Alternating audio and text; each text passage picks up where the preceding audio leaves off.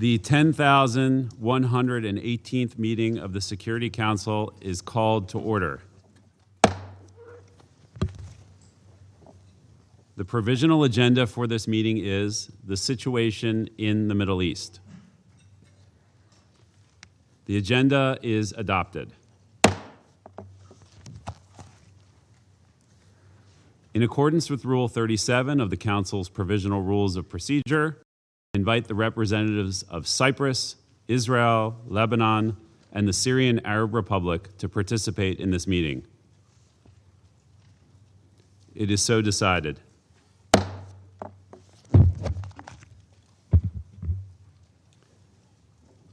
In accordance with Rule 39 of the Council's Provisional Rules of Procedure, I invite the following briefers to participate in this meeting. Ms. Rosemary DiCarlo, Undersecretary General for Political and Peacebuilding Affairs. Good morning. Mr. Jean-Pierre Lacroix, Undersecretary General for Peace Operations. Mr. Tom Fletcher, Undersecretary General for Humanitarian Affairs and Emergency Relief Coordinator. And Ms. Lynn Harfouche, Executive Committee Member of the Lebanese National Bloc Party. It is so decided.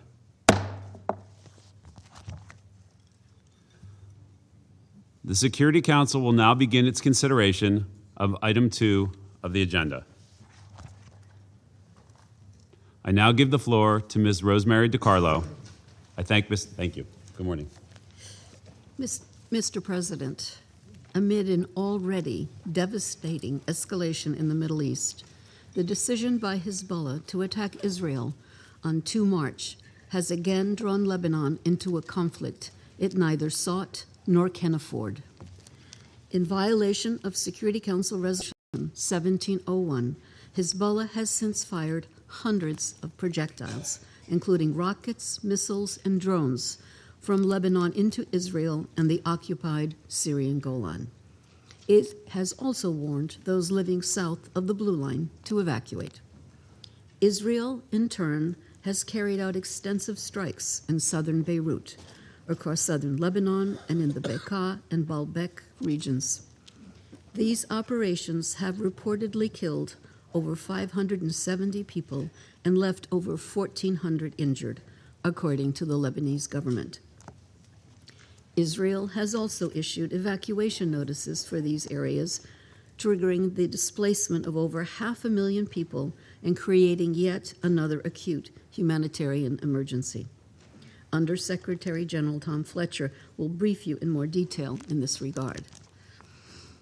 The renewed violence across the Blue Line has largely erased the progress achieved in recent months to consolidate the cessation of hostilities.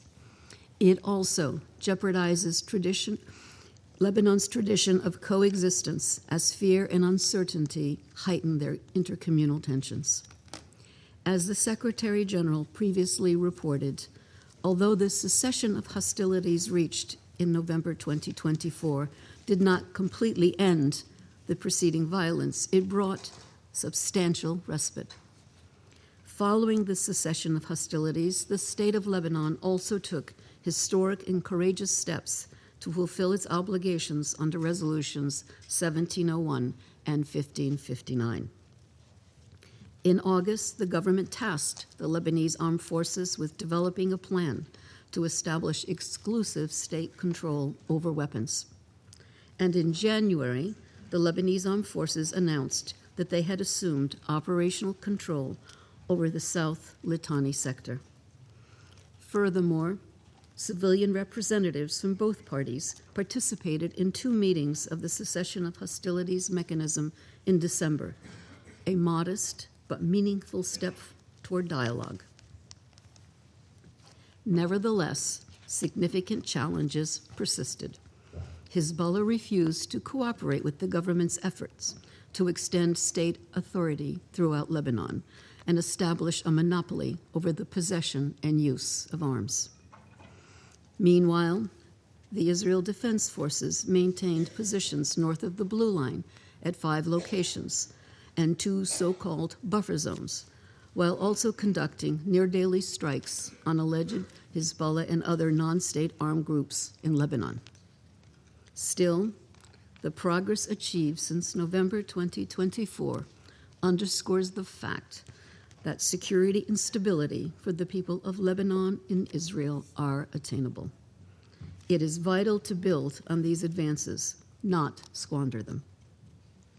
It was therefore encouraging that on 9 March, President Aoun affirmed Lebanon's readiness to engage in direct negotiations with Israel under international auspices, with the aim of achieving a complete truce.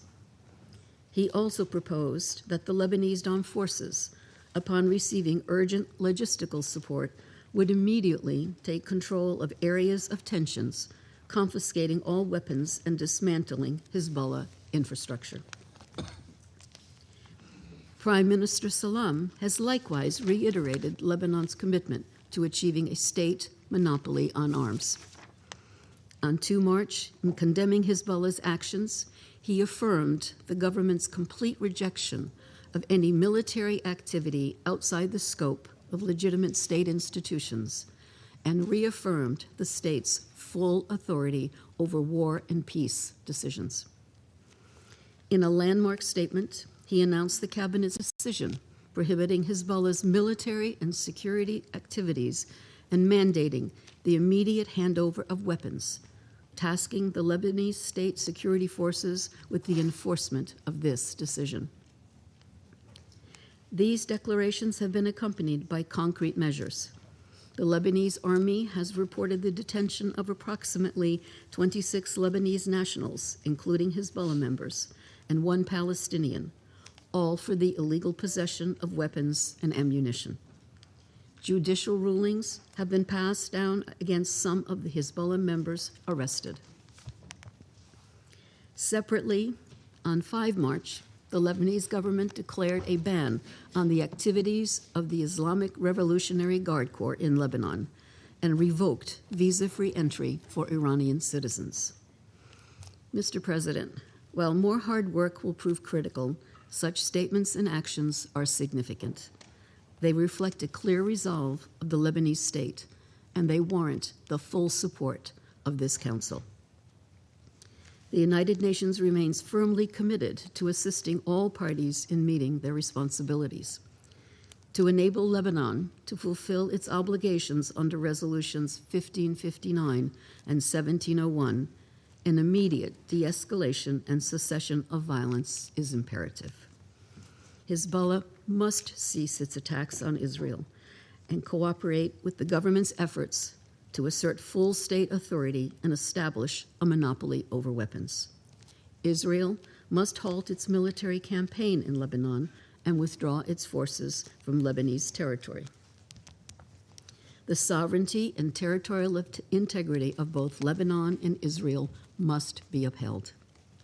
All parties must respect their obligations under international law, including international humanitarian law.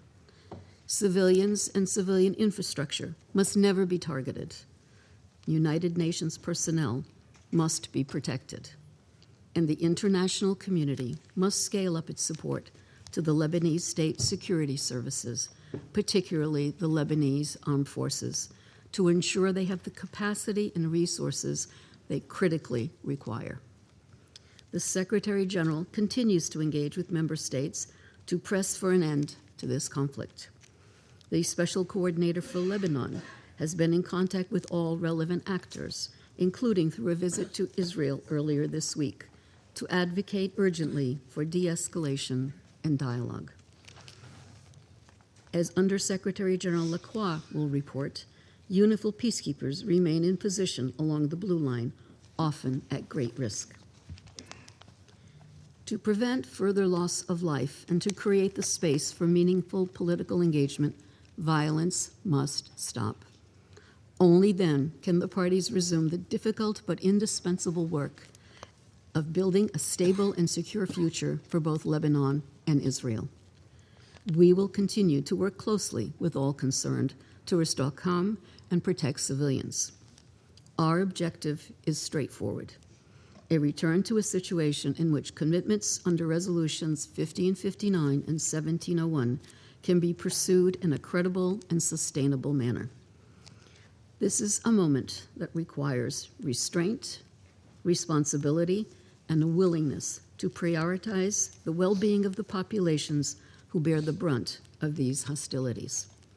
The United Nations stands ready to assist, but the decisions that shape the coming days must be guided by a collective recognition that further escalation benefits no one.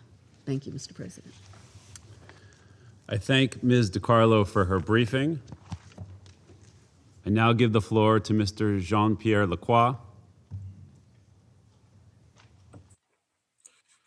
Thank you very much, Mr. President, members of the Security Council. As you just heard from Under Secretary General DiCarlo, the fragile situation that prevails since November 2024 has given way to a significant and dangerous escalation of hostilities. We are gravely concerned that there will be a further worsening of the situation in Lebanon and in the region. In this dangerous and precarious environment, UNIFIL remains on the ground, implementing its mandate as far as the security circumstances allow. Since the 2nd of March, when Hezbollah claimed responsibility for an attack on Israel, the group has carried out daily strikes across the Blue Line, including with rockets, missiles, and drones at targets in Israel and the occupied Syrian Golan. Many rockets have been launched from south of the Litani River, which demonstrates the presence of unauthorized armed personnel, assets, and weapons south of the Litani River, in clear violation of Resolution 1701. The Israel Defense Forces have issued displacement orders for the entire UNIFIL area of operations and intensified daily strikes, impacting multiple locations in the UNIFIL area of operations, also in violation of Resolution 1701.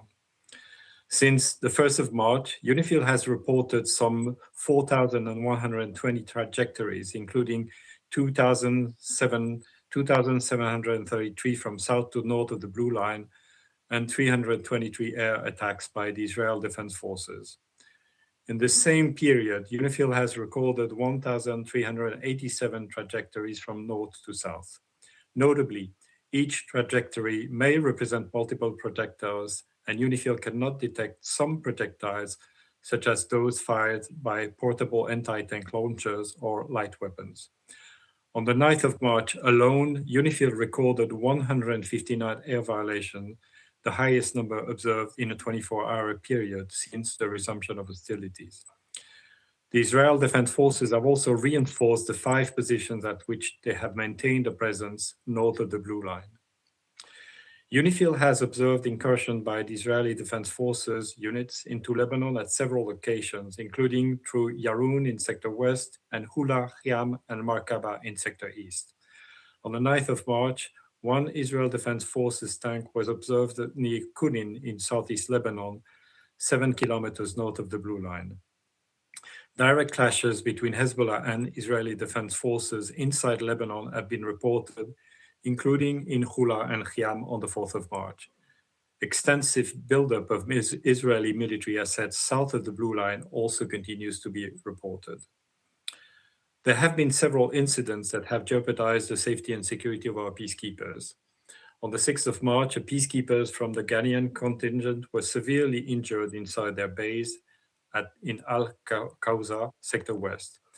He is currently being treated at a hospital in Beirut and is now in a serious but stable condition. Several other peacekeepers were injured less seriously, while the base was heavily damaged in the resulting fires. We obviously wish a speedy recovery to all involved. A UNIFIL investigation is ongoing, including to determine the origin of the projectiles or munitions that impact the UN position. On the 7th of March, an Israel Defense Forces tank stopped in front of a UNIFIL observation post near Markaba in Sector East. Subsequently, the peacekeepers heard multiple rounds of small arms fire, and 2 of the post's perimeter lights were damaged. On the 8th of March, 2 loud explosions were heard near a UNIFIL headquarters in Nakura. Debris consistent with a drone or a rocket, as well as remnants of an Iron Dome interception, fell inside the UNIFIL camp. No injuries were reported. Mr. President, our peacekeepers have remained in position in line with the mandate this Council has provided, while continuously reassessing the force's posture against prevailing risks. UNIFIL continues to maintain constant contact with the parties to avoid misunderstandings, deconflict, and de-escalate where possible. All parties bear a clear and unequivocal responsibility to ensure the safety and security of UN peacekeepers. We call on all actors on the ground to uphold this obligation and to refrain from any action that endangers UNIFIL peacekeepers. With the ongoing exchanges of fire severely restricting their movements, UNIFIL's current focus includes ensuring safety of its personnel and helping facilitate humanitarian access to affected communities in the area. UNIFIL has supported the local community in line with its protection of civilians mandate, transporting dozens of civilians to safety from several villages in southern Lebanon, including children, older persons, and persons with disabilities, in close coordination with local authorities. On the 7th of March, UNIFIL assisted in evacuating 3 families from Sada in Sector East. On the 10th of March, at the request of the municipality of Alma al-Shab in Sector West, UNIFIL facilitated the safe movement of around 80 civilians who wished to leave the area. Peacekeepers have largely been confined to their bases, with some spending significant periods of time in shelter, which seriously impedes UNIFIL's freedom of movement and limits the mission's monitoring and reporting ability. Troop rotations are currently suspended. This security environment has also presented challenges for the resupply of fuel, food, and water for UN positions.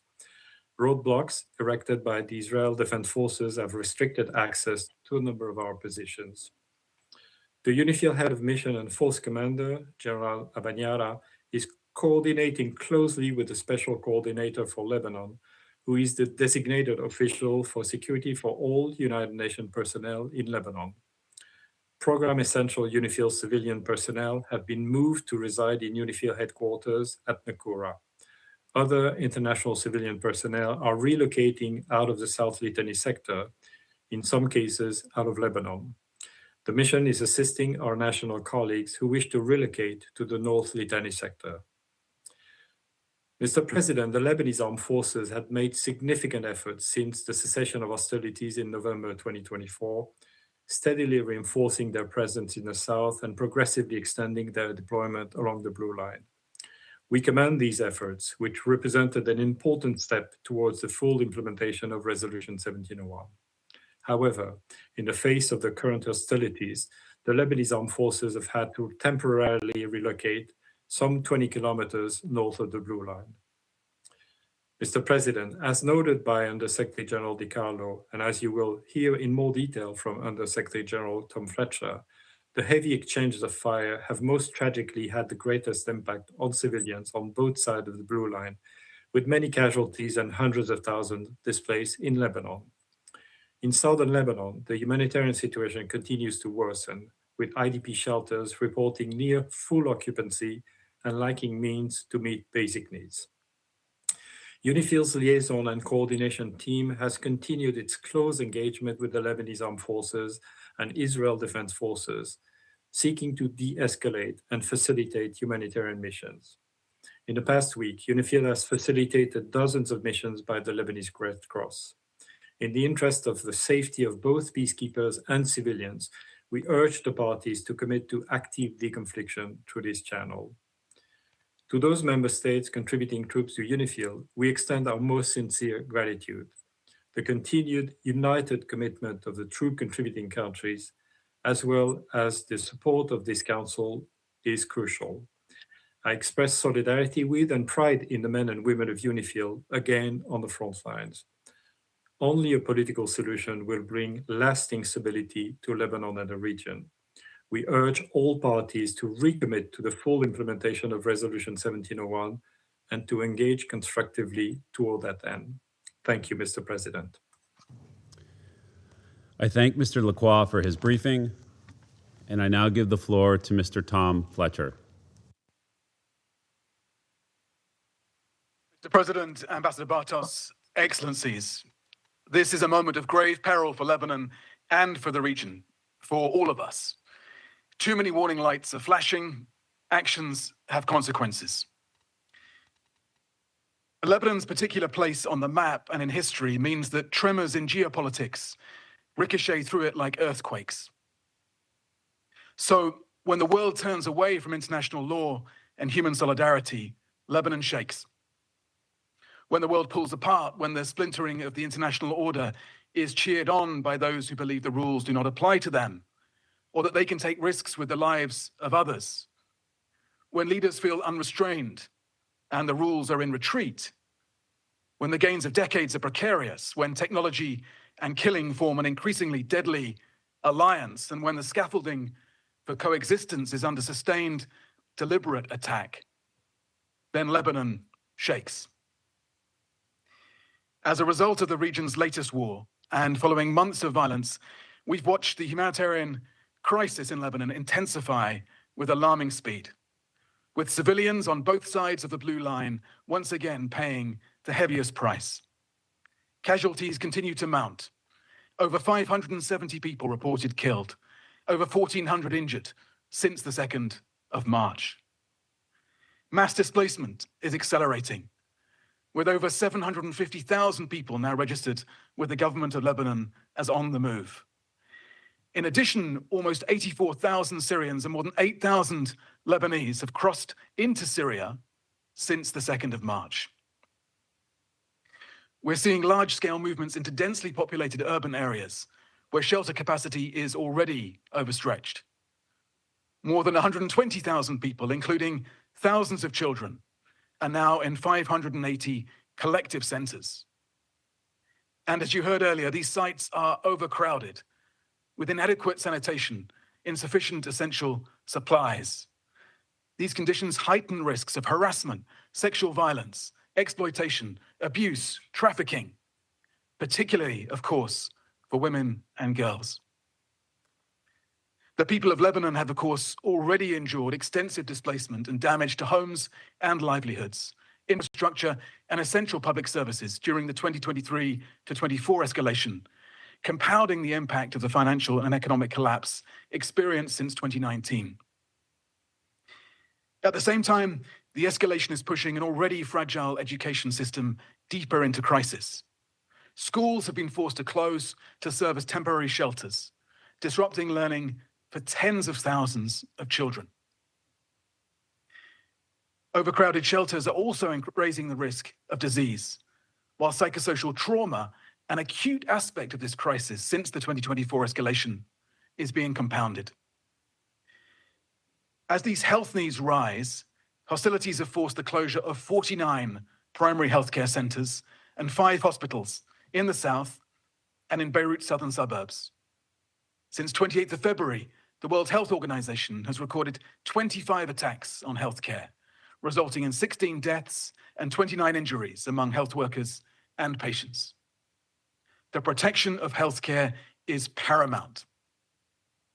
Mr. President, the United Nations and the broader humanitarian community are fully mobilized to complement government-led efforts. Along with local organizations and women-led groups, we will do all we can to reach those most in need. We and our partners have provided over 500,000 hot meals, distributed over 270,000 liters of bottled water, provided hygiene items and household supplies, and 123,000 liters of fuel to sustain critical services. Our rapid response teams are delivering life-saving supplies in shelters. 125 health sector-supported mobile primary healthcare units are providing services too. Child protection, psychosocial support are also being expanded, alongside preparations for emergency cash assistance for vulnerable children and families. In close coordination with the government of Lebanon, a 3-month hyper-prioritized flash appeal will be launched in Beirut later this week. This emergency scale-up comes on top of existing humanitarian programs under the 2026 Lebanon Response Plan. I will support these efforts with a rapid response allocation of $15 million from the Central Emergency Response Fund to help scale up life-saving work. Additional funds will be released through a reserve allocation from the Lebanon Humanitarian Fund. But our ability to reach people is tightening by the day. Large areas of South Lebanon, the Bekaa, and Beirut's southern suburbs remain active conflict zones. Debris and unexploded ordnance are blocking roads to affected villages, and key transport routes, including those linking the Bekaa, have been repeatedly disrupted. Population movements are shifting quickly and increasingly difficult to track. Of course, Lebanon's latest humanitarian crisis is just one more consequence of a regional war that is spiraling out of control. War does not stay neatly within borders. It tears through markets, supply chains, food prices. And when that happens, the most vulnerable people in Lebanon and across the region are hit first and hardest. When maritime corridors such as the Strait of Hormuz are disrupted, food, health, energy become more expensive and harder to access. Impact on food security is already evident in Gaza, where the price of flour is up by 270%. Global shipping costs have increased 16% compared to this time last year. We anticipate delays of 6 months in the delivery of supplies across multiple humanitarian responses. Airspace closures are also disrupting our humanitarian missions across the region. So we are pre-positioning stocks, activating alternative supply routes to keep life-saving aid moving to Lebanon and, of course, across the region. But as the Secretary General insisted and USG DiCarlo underlined, we need the protection of civilians, de-escalation, an immediate cessation of hostilities, and genuine dialogue and negotiations towards a peaceful settlement, in line with the Charter of the United Nations. As ever, I close with 3 asks of the Security Council. First, civilians, all civilians throughout the region must be protected and their access to life-saving help ensured. Constant care must be taken to spare civilians and civilian infrastructure, hospitals, water sources, schools, energy, at all times and by all parties. Humanitarians and humanitarian premises must be protected and our movements to provide aid facilitated. Today has been another tragic day for our humanitarian family. We're seeing civilians, including humanitarian workers, under attack across the region, in Lebanon, the occupied Palestinian territory, in Israel, in Iran, in Iraq, Saudi Arabia, in United Arab Emirates, in Kuwait, in Bahrain, Qatar, Jordan, Syria, Oman, and beyond. Second, we need generous funding for a principled, scaled-up humanitarian response. We must be supported to go wherever the needs are in the region. I have reaffirmed our readiness to help civilians in Lebanon, Iran, the occupied Palestinian territory, in Israel, or any other countries as needed. Humanitarian action is always harder in times of war, but this is, of course, when it is most needed. So we count on member states to help ensure that this life-saving work continues in the Middle East and beyond across the global humanitarian crisis. And yet we're seeing staggering amounts of money, reportedly $1 billion a day spent on destruction, while some politicians boast of cutting aid to those in gravest danger globally. With a fraction of this money, we can save millions of lives globally. Thirdly, and finally, we need a revival of strategic, calm, rational, hopeful diplomacy. We need calmer heads to prevail. Peacemaking is hard, but it is always better, and it takes more courage than the alternative. Every time you hear the powerful attack the UN, ask yourself what they gained by weakening us. And yet, we're seeing a sustained attack against the systems meant to restrain states from reckless warfare, a pattern of attrition against international law and humanitarian principles. Politicians flexing their muscles by sending others to die. As conflicts spread, the international system pulls further apart and more resources flow towards weapons, not saving lives. So a simple test for your actions. If your opponent were doing this to you, what would you say? Let's have the courage to recommit instead to lasting peace, sustained stability, dependable governance, and international law. Mr. President, Excellencies, Lebanon is exhausted by other people's wars. It is not asking for help, but for oxygen. Its people can defy the history, the geography, even the politics. They can be stronger than the forces pulling them apart. But they can only do that if Iran and Israel stop fighting their wars in Lebanon. Thank you, Mr. President. I thank Mr. Fletcher for his briefing, and I now give the floor to Ms. Lynn Harfouche. Mr. President, members of the Security Council, thank you for the opportunity to address you today. My name is Lynn Harfouche. I am a Lebanese political activist from the city of Baalbek.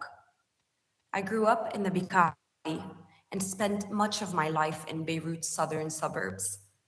Today, like many families, mine too is displaced.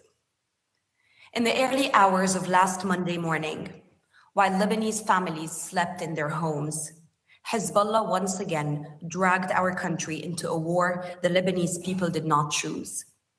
This decision was not taken by the state. It was imposed by a militia that answers to interests beyond the Lebanese borders. For many Lebanese, this is a tragic cycle we know too well. I am 34 years old and I've known nothing but Hezbollah's hegemony in my community. I myself grew up supporting them. In 2006, they entered a war by kidnapping Israeli soldiers at the borders. My neighborhood got razed by Israeli bombs. I was 14 then and saw Hezbollah as our protectors, even as I was displayed on a traumatizing night. But coming back to our neighborhood, I found our livelihood destroyed, suffocated by yellow flags claiming a divine victory, seeing them celebrate over our collective ruin while their grip on our streets only tightened. I felt they were occupying our wreckage to secure their own dominance. The mask fell and I saw the truth. The truth that resistance was a mere facade to exploit an entire country for an expansionist project. The truth that Hezbollah seeks to break us away from other communities through its ideological and social project. The truth that under Hezbollah's dominance, Iran's arm in Lebanon, war becomes a recurring reality, fear our constant companion, and our lives a mere expendable for the sake of the supreme leader. The terrible part in all of this is the very same scenario played again in 2023, when Hezbollah decided to open what they called the support front against Israel right after October 7th. And again in 2026, after they had promised the Lebanese government they would not commit suicide once more. And Israel's military response to Hezbollah, on the other hand, has resulted in mass displacement and destruction. Hundreds of Lebanese have been killed in the past week. As I speak, thousands of Israeli soldiers are massed at our southern border, and we Lebanese fear that the conflict can only widen further. We are trapped in this unending war of access. Who pays the price? Not the men who deliver speeches about resistance from protected bunkers, but the mother carrying 2 sleeping children down the stairs at 1 a.m, but the elderly in Baalbek, the families in Nabatieh, and all the displaced now sleeping in cars, sidewalks, or in overcrowded shelters. According to latest figures, the number of internally displaced people has reached almost 1 million, including nearly 200,000 now living in collective shelters across hundreds of sites. For a country already battered by economic collapse, this is a disaster, one that needs to be addressed urgently by helping the Lebanese government. Yet, the answer to this humanitarian crisis cannot only be humanitarian. It needs to be political. At its core, Lebanon's crisis is one of sovereignty, accountability, and a weakened state. No society can rebuild, no economy can recover, and no youth can build a future when a country's fate is controlled by a suicidal fraction. Mr. President, members of the Security Council, I was raised in the very environment from which Hezbollah claims its legitimacy. I know its language. I know its threats. I know the fear it creates when people are told that silence is loyalty and obedience is dignity. But there is no dignity in radicalizing entire communities to serve Iran's theocratic regime through its doctrine, Wilayat al-Faqih. There is no honor in making Lebanese children pay the higher price. There is no resistance in holding an entire nation hostage. I am here to tell you that millions of Lebanese, including many Shiites, want a different future. I also speak to you today as a mother of 2 boys, Hadi, who is 11, and Rey, who is years old. On the night the Israeli bombing intensified, Rey woke up trembling in the middle of the night and asked me a question that many children are asking. Mom, why do we keep going to wars when more people will die? Why can't we live in peace? I did not have an easy answer, but I will tell you this. Governments that normalized Hezbollah were all accomplices in where we are today. For years, the world looked the other way, privileging their dealing with Iran. For years, they treated an illegal non-state actor as a political reality, to be managed rather than a violation to be ended. For years, the world asked us to tolerate intolerance. Simultaneously, the Lebanese feel helpless and alone in the face of Israel's aggression. Dismissing international law, the global community has validated the rule of the strongest. This double standard has turned Lebanon into a graveyard for the very principles this council was built to uphold. We were told that accepting this parallel reality was the price of stability. But look at where that fragile stability has led us and the whole region. Today, I speak in the name of most Lebanese when I say, we don't want this stability. We want a solution. What is common sense and minimum norms of living in your countries are still a matter of discussion and disagreements in mine. Although for decades, the international community has outlined the framework needed to address this problem.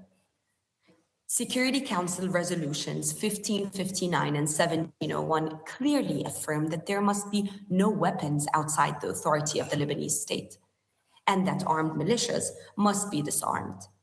These resolutions are not abstract principles. They are the internationally recognized roadmap for restoring stability and state authority in Lebanon. But they failed, and they failed because of the recklessness of some and the false promises of others. Today, the Lebanese government has begun to take important steps in this direction. Decisions have been made to outlaw unauthorized military and security activities of Hezbollah. Today, there is a growing recognition within the Lebanese institutions to reclaim the monopoly of arms and with it, national decision-making. At the center of this effort stands the Lebanese armed forces. The Lebanese armed forces are the sole legitimate defender of the country. Their success is not only a Lebanese priority. It is the only viable path to preventing Lebanon from becoming a permanent gray zone of proxy warfare in the region. Help them disarm Hezbollah and prevent Iranian interference and dominance, and protect our Lebanese borders from Israeli invasion. Supporting the Lebanese armed forces should therefore not be viewed as charity or assistance. It is an investment in regional stability. A couple of days ago, our president and prime minister launched a diplomatic initiative towards Israel. They laid the ground to the only solution to this war, ending the daily Israeli aggressions, obtaining their total withdrawal from our land, and allowing our people to return to their homes, while guaranteeing Hezbollah's disarmament. They even went further by suggesting to end the 80-year-old state of war between Lebanon and Israel. Because we Lebanese want to live in peace. Because we Lebanese deserve peace. A sustainable peace based on justice that would allow us to have a future, to have a life, a simple one, without fear, in which we can aim for our prosperity and well-being like other people. A life to live, not only to survive. Lebanon, Mr. President, is not a mere geographic entity for this council to manage. It is a founding member of the United Nations that contributed to drafting the Universal Declaration of Human Rights. It's an idea of liberty and diversity that shouldn't fail, that cannot fail. Mr. President, members of the Council, I wish I could have been personally with you today, so I can look in the eyes of those who played a role in this turmoil and tell them what our ambassador Ghassan Touaini once said in the same room in 1978. Let my people live. Thank you. Thank you, Ms. Harfouch, for your courage and for that important briefing. And I now give the floor to those council members who wish to make statements. I now give the floor to the representative of France. Merci, Monsieur le Président. Thank you, President. La France a demandé, France requested face à une situation urgente et this meeting dramatique, due to this la dramatic tenue de urgent cette situation, réunion, demande à laquelle se sont together associés with Bahrain, Bahrain, le Danemark, Denmark, la Grèce, Greece, la Lettonie, Latvia, la République démocratique the du DRC, Congo et le Royaume-Uni. and the UK.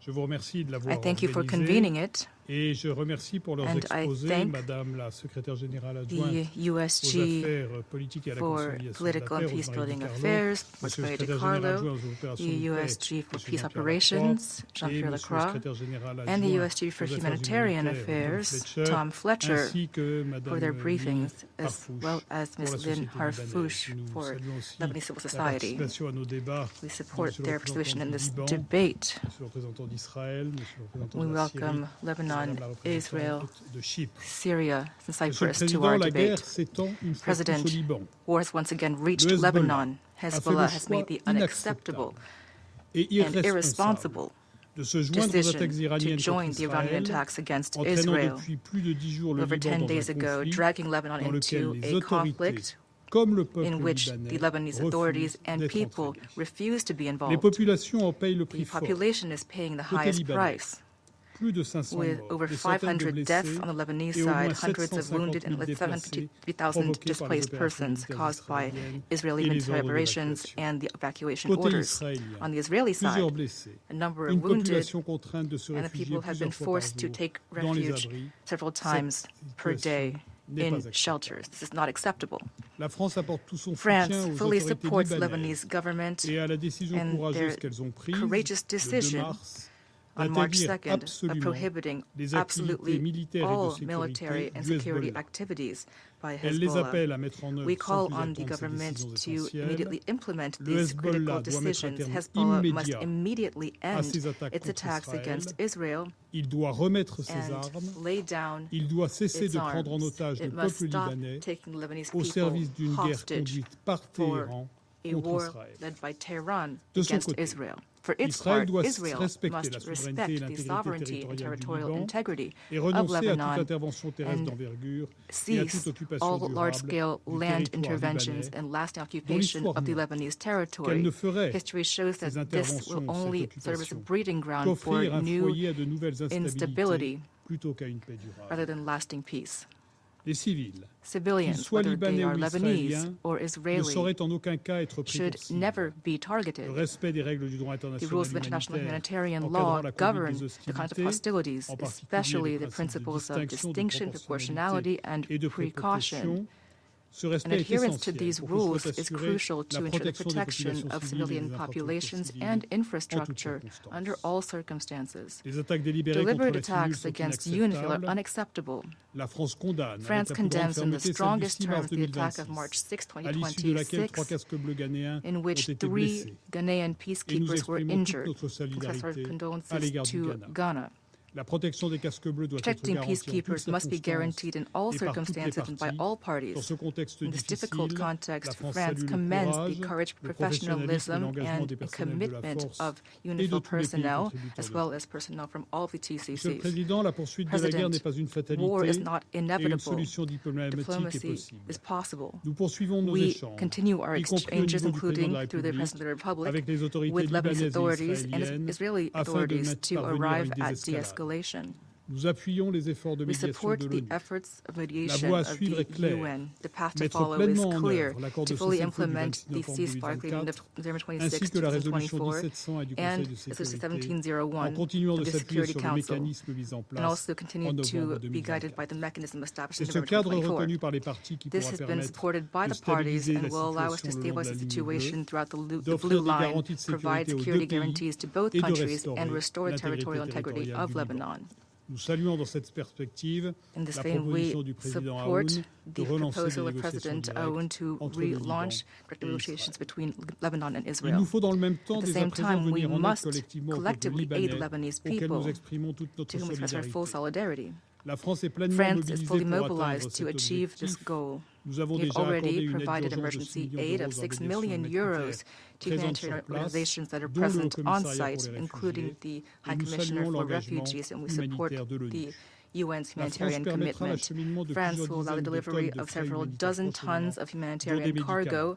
very Par soon, ailleurs, la including France medicines. finance In addition, la mise France en is œuvre de financing the projets de terrain implementation visant à of répondre projects aux on besoins the ground essentiels to meet des the essential populations needs of the déplacées. populations that have Ces been projets displaced. s'inscriront These dans le projects cadre are des part of efforts the engagés efforts of par the le Lebanese gouvernement government libanais to pour respond répondre à to la the crise. crisis. Enfin, Lastly, it il is est crucial crucial to step d'intensifier up le soutien aux support to the forces armées Lebanese armed libanaises forces, qui ont pour mission dans ce contexte whose mission in difficile this de difficult poursuivre context is to le pursue the désarmement du disarmament Hezbollah. of Hezbollah. La France a annoncé la France livraison de announced the véhicules delivery blindés of à armored vehicles destination to des the femmes Lebanese afin de les armed soutenir dans forces cette to mission. support them in this La France mission. reste France résolument remains engagée staunchly en faveur de la committed souveraineté et to de la the stabilité du sovereignty and Liban stability of et elle Lebanon organisera à and Paris, will be dès holding que in la Paris situation le as soon as permettra, possible la an conférence international internationale conference destinée to à renforcer strengthen les forces the armées Lebanese libanaises. armed Je forces. vous remercie. Thank you.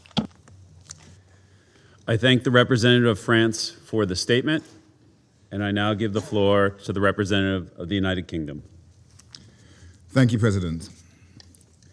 I thank Under-Secretary Generals De Carlo, Lacroix and Fletcher for briefing us today, as well as Ms. Harfouche for your powerful testimony. I also welcome the participation of the permanent representatives of Lebanon and other countries of the region in our meeting. President, the United Kingdom joined the call for this meeting alongside European and other partners to address the serious escalation of violence across the Blue Line and in Lebanon. We strongly condemn Lebanese Hezbollah's ongoing attacks against Israel and the region, which must cease. These actions, on behalf of the Iranian regime, have cost lives and have once again drawn Lebanese civilians into a conflict they do not want. As we heard from the briefers today, the escalating violence has already had a devastating impact on civilians on both sides of the Blue Line. We do not want to see a widening conflict in Lebanon. We are concerned by the civilian impact of Israeli military action in Lebanon, including large-scale displacement. Access to essential and life-saving medical services is also becoming much more difficult, as we heard, with 5 hospitals reportedly closed due to the fighting. We call upon Israel to uphold its obligations under international law, including with regard to protection of civilians and civilian infrastructure. The United Kingdom is working closely with the Lebanese government and humanitarian partners to support those affected by the current escalation. President, the United Kingdom expresses its strong support to UNIFIL and urges respect for the mission's freedom of movement as it implements its mandate. we are deeply concerned by the 6 March strike on UNIFIL, which seriously injured several Ghanaian peacekeepers. I take this opportunity to express our hopes for their swift and full recovery from their injuries. We once again underscore that attacks on peacekeepers are completely unacceptable, and we urge all parties to ensure the safety and security of UNIFIL personnel in accordance with international law. In closing, the United Kingdom welcomes President Aoun's call for direct negotiations between the governments of Israel and Lebanon. We encourage both governments to engage diplomatically and work towards de-escalation and full implementation of Resolution 1701. We also commend the decision by the Lebanese government to ban all Hezbollah's military activities. We continue to support the Lebanese armed forces as the sole legitimate armed force in Lebanon. Expansion of the conflict across the Blue Line is in no one's interest and risks further destabilizing Lebanon and exacerbating the regional crisis. We are committed to playing a full diplomatic role in efforts to secure lasting peace and security for the people of Lebanon and the people of Israel. I thank you. I thank the representative of the United Kingdom for the statement, and I now give the floor to the representative of Denmark. Thank you, Mr. President. And let me also thank the 3 Undersecretary Generals for their sobering updates and Ms. Hafouche for important messages. Mr. President, the situation in the Middle East is extremely fragile. At this time of heightened tension, any escalation carries serious risk for regional peace and security. That is why Denmark was part of the call for this emergency meeting, together with France, Greece, Latvia, and the United Kingdom. Our message today is simple. There is an urgent need to de-escalate and to resume the cessation of hostilities agreement. Hezbollah's action risks dragging Lebanon into a broader regional war against the will and interest of the Lebanese government and the Lebanese people. We strongly condemn Hezbollah's decision to attack Israel and their support for Iran, and we call for all those attacks to cease immediately. On its part, Israel must exercise the right to self-defense in accordance with international law and abstain from further escalating the situation.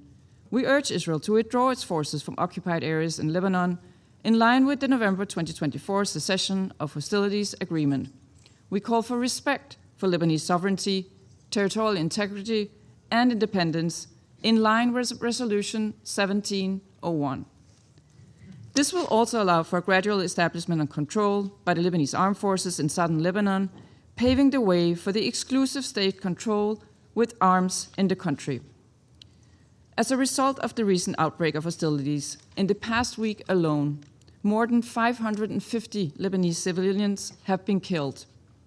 Denmark underlines that all parties must respect international law, including international humanitarian law, and that the protection of civilians and civilian infrastructure must be ensured. Over 700,000 civilians have been forced to evacuate, creating large waves of internally displaced within Lebanon. Thousands more have crossed into Syria. All of those places additional strain on Lebanon, whose people have already suffered from large-scale economic and humanitarian challenges as a result of decades of conflict, mismanagement, external interference, and regional instability. A strong, stable, and secure Lebanon would contribute to Israel's safety. This can only materialize, however, if the parties focus on de-escalation and dialogue, and it requires that Hezbollah stops its attacks. Mr. President, Lebanese society has historically been, and remains to this day, a mosaic of diversity. This diversity is a distinct strength. However, it must remain so. In the past decade, Lebanon has shown immense generosity and resilience in housing more than 1 million refugees from neighboring Syria. New massive waves of internal displacement carry the risk of sectarian strife. This must be avoided at all costs. We urge the Lebanese government and the Lebanese people to prioritize national unity and social cohesion in the face of the current conflict. The Lebanese government has also shown courage and will to take on historic challenges, and even if much remains to be done, progress has been made in disarming Hezbollah and implementing economic reforms.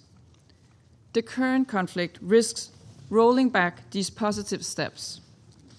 Mr. President, against this backdrop, UNIFIL's presence in southern Lebanon is more important than ever. We fully support UNIFIL in exercising the task mandated by this Council and recall that peacekeepers are protected by international law. Reports of attacks on UNIFIL personnel are deeply worrying, and our thoughts go to the wounded Ghanaian peacekeepers. Any deliberate targeting of peacekeepers is unacceptable. The current volatile situation only underscored the need for UNIFIL and for a strong and continuous UN presence in Lebanon, including after UNIFIL's drawdown by December 2026. Mr. President, in closing, Lebanon must not become another front in an already dangerous and volatile regional landscape. Its people, who have already suffered for so much and so long, must not be dragged into another man-made humanitarian emergency. We call on all actors to step back from the brink and return to negotiations and peaceful dialogue. I thank you. I thank the representative of Denmark for the statement, and I now give the floor to the representative of Latvia. Thank you, Mr. President. Allow me to begin by thanking the United States, the presidents of this council, for convening this meeting on such a short notice. And Latvia also joined the call for this meeting to take place. I thank the USG DiCarlo, USG Fletcher, and USG Lacroix for their briefings. And I also thank Ms. Lynn Harfouch for her insights. The current escalation in Lebanon has serious consequences for the civilian populations and for the security of UN peacekeepers, as well as the stability of the region and global security. And we commend the exceptional service of UNIFIL as it continues to carry out its mandate under Resolution 1701, monitoring this conflict even in the direst circumstances. All essential personnel, including those from my country, are still remaining in place in the midst of hostilities. Mr. President, Hezbollah has chosen to attack Israel in support of Iran and has dragged the people of Lebanon into a conflict they have no part in.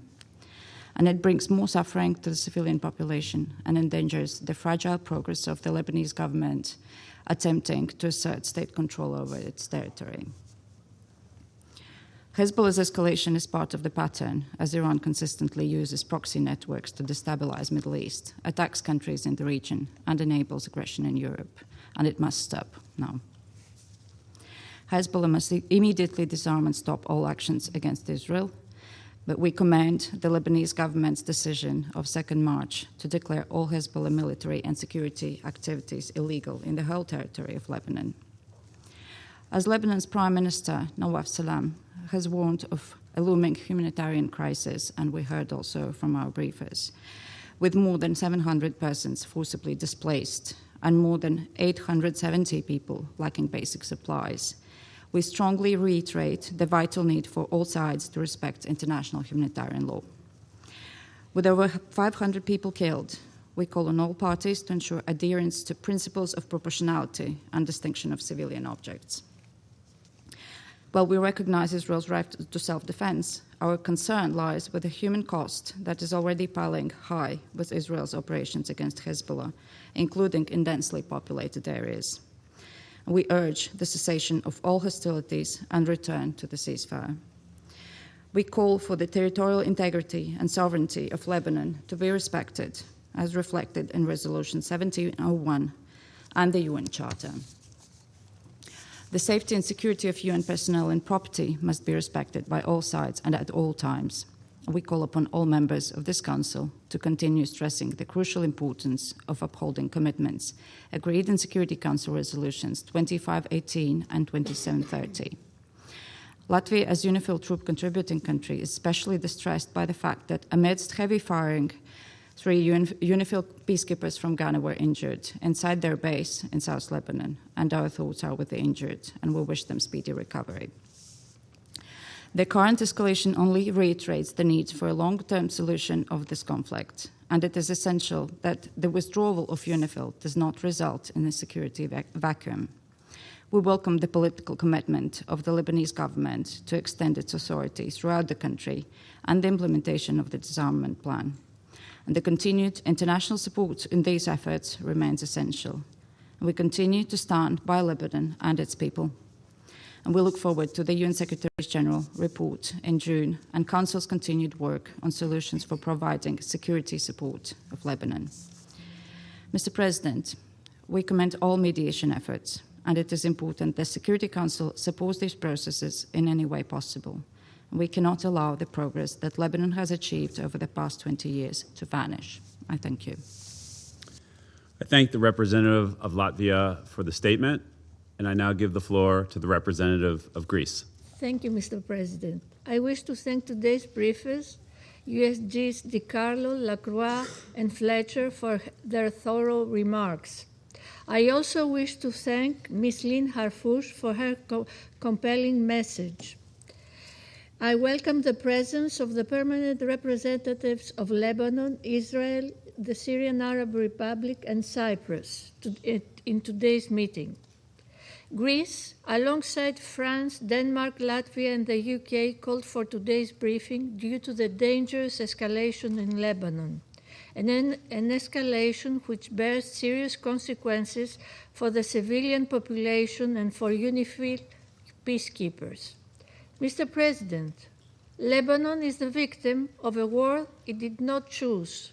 We strongly condemn the attacks of Hezbollah acting in support of Iran against Israel, which triggered this round of escalation.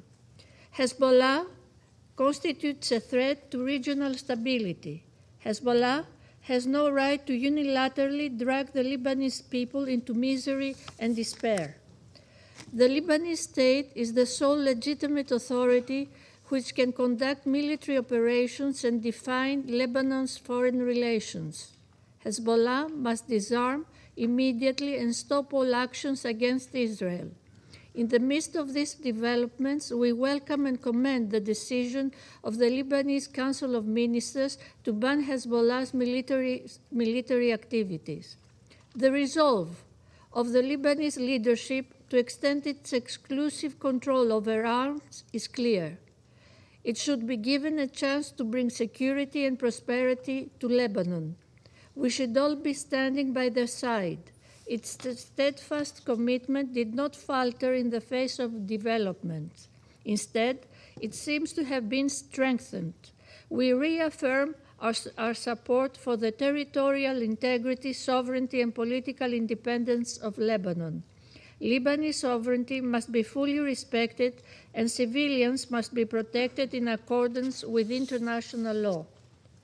Mr. President, as the spiral of escalation accelerates, we call for maximum restraint and the protection of civilians and infrastructure. Restraint can be a virtue in times of crisis, and indicative of strength and resolve, not weakness. As the Greek Prime Minister said in his telephone conversations with the leaders of Israel and Lebanon, Greece recognizes the right of Israel to defend itself according to international law. However, further escalation must be avoided, similar to the undertaking of prolonged large-scale military operations in the Lebanese south, which risks plunging the region in more instability and conflict. Full respect of Security Council Resolution 1701 and the ceasefire agreement of 2024 is a prerequisite for stability. As our briefers described, Lebanon is faced with a profound humanitarian challenge. More than 700,000 civilians have been displaced, while dozens are dead and injured, and children are caught in the midst of this chaos. The risk of instability spilling over to the broader region in the form of extensive refugee flows is all too real. According to the International Organization for Migration, some 50,000 Syrians left Lebanon for Syria in the past week alone. Greece is participating in international humanitarian efforts in support of Lebanon and its reconstruction. We stand ready to participate in the conference in support of the Lebanese armed forces in Paris, spearheaded by France and Saudi Arabia, when it takes place. We also continue to assist Lebanon in its efforts to forge strong state institutions, including the LAF. It is a pledge made by the Greek Prime Minister to President Aoun, which has already produced concrete results. These include the recently procured defense material to the Lebanese armed forces to enhance their capabilities. We are committed to continuing our support to the Lebanese armed forces. At the same time, also, in line with the latest communication between our Prime Minister and President Aoun, we remain in constant contact with the competent Lebanese authorities. We are finalizing our contribution to address the grave humanitarian crisis on the ground. Mr. President, Greece condemns the incident resulting in the injury of 3 UNIFIL Ghanaian peacekeepers amidst heavy firing. The safety and security of UN personnel and property must be respected at all times.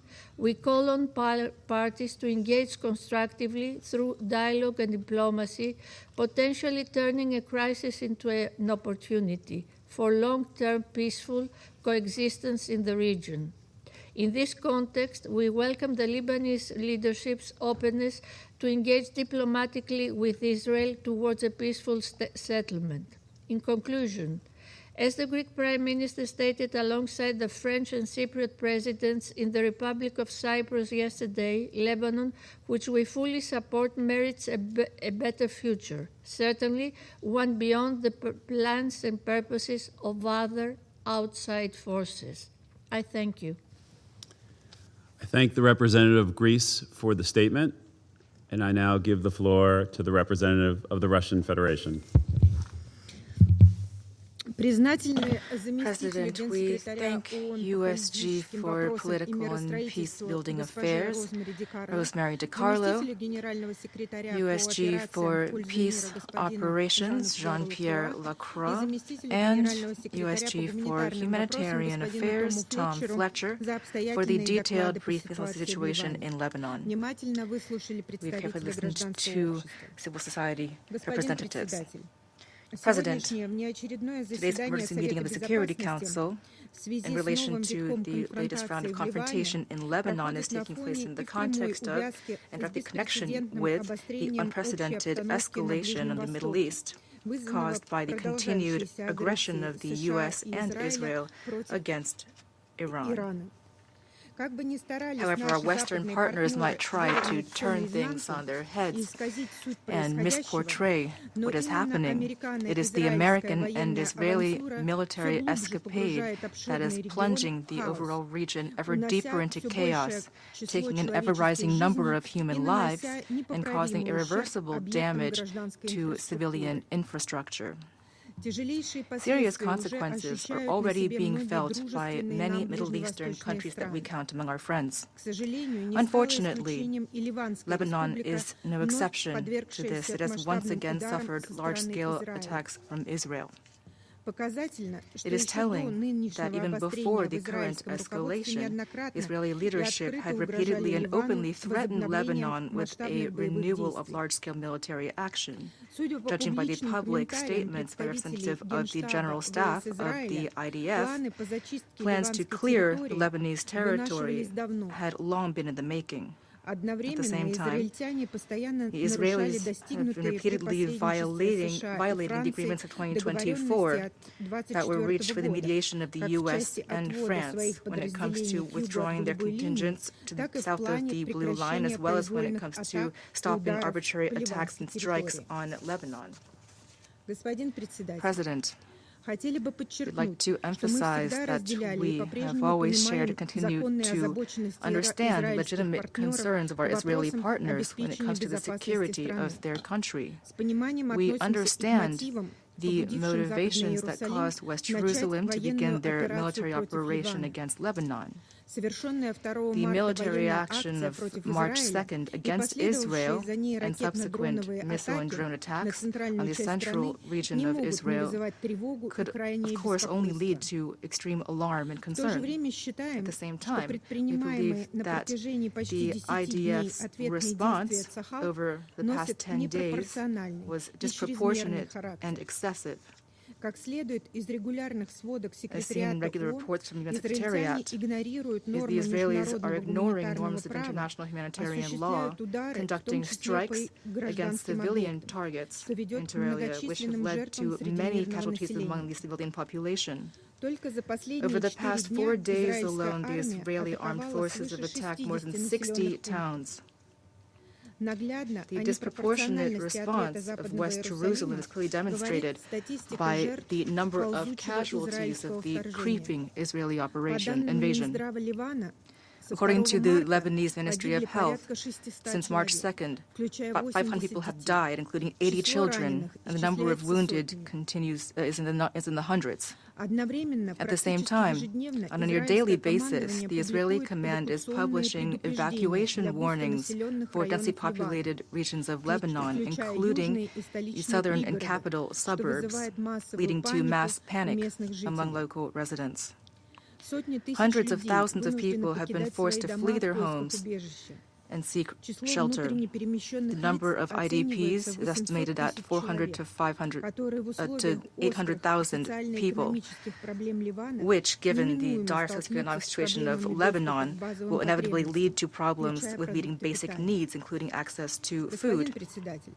President, the continued escalation, besides the dire humanitarian consequences, is jeopardizing the protection and integrity of cultural heritage in Lebanon.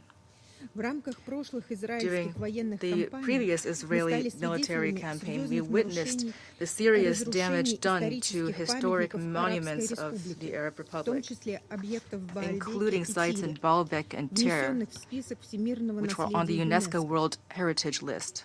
The current Israeli operation has directly affected the Russian Culture House in the city of Nabatea, which is operating jointly with the Russian Development Aid Agency. On March 8th, after a targeted missile strike, the 5-story building of the Russian Culture House was destroyed. We strongly condemn this attack. We view it as an act of military aggression against an institution that was acting solely for humanitarian educational purposes. Lebanese children have long attended classes in that house. No military activities were carried out there. We once again warn that indiscriminate attacks on civilian targets and diplomatic missions in Lebanon are unacceptable. On March 8th, 4 employees of the Iranian embassy in Beirut were killed, and yesterday the Russian General Consulate in Isfahan was struck. This is unacceptable. In addition, attacks on personnel of UNIFIL deployed in the south of the country are unacceptable. In this context, we join the position of the Secretary General of the UN, who on March 6th condemned an incident involving the UNIFIL contingent, as a result of which 3 Ghanaian peacekeepers were wounded. We wish them a speedy recovery and call for unconditional guarantees of the safety of peacekeepers. President, in the current explosive environment, we call on West Jerusalem to refrain from using force in its interactions with Lebanon and to return to upholding its international legal obligations, including under Resolution 1701 of the Security Council. Instead of its destructive, confrontation-oriented policy, it is high time for the Israeli leadership to listen to the position of Beirut, which favors immediate de-escalation and is prepared for direct negotiations with Israel.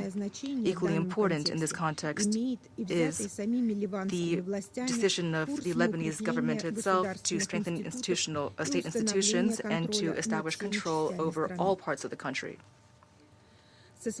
For our part, we reiterate our unchanged support for the sovereignty, unity, and territorial integrity of Lebanon, as well as the mandate of UNIFIL in accordance with the relevant SC resolutions.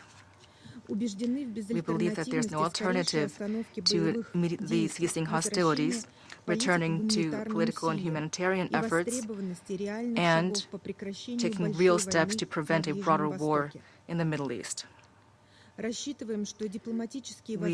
believe that diplomatic efforts have not yet been exhausted. The parties ought to show political will and to refrain from further violence. These were our aims in preparing the Russian draft resolution in the Security Council on the escalation in the Middle East, distributed a few days ago, which will be examined today in the Council.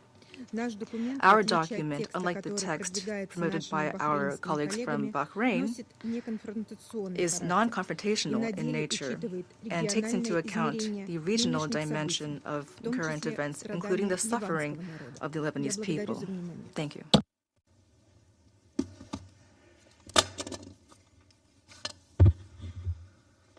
I thank the representative of Russia for her statement. I now give the floor to the representative of China. Thank you, President. I thank USG DiCarlo, USG Lacroix, USG Fletcher, and Ms. Hafouche for their briefings.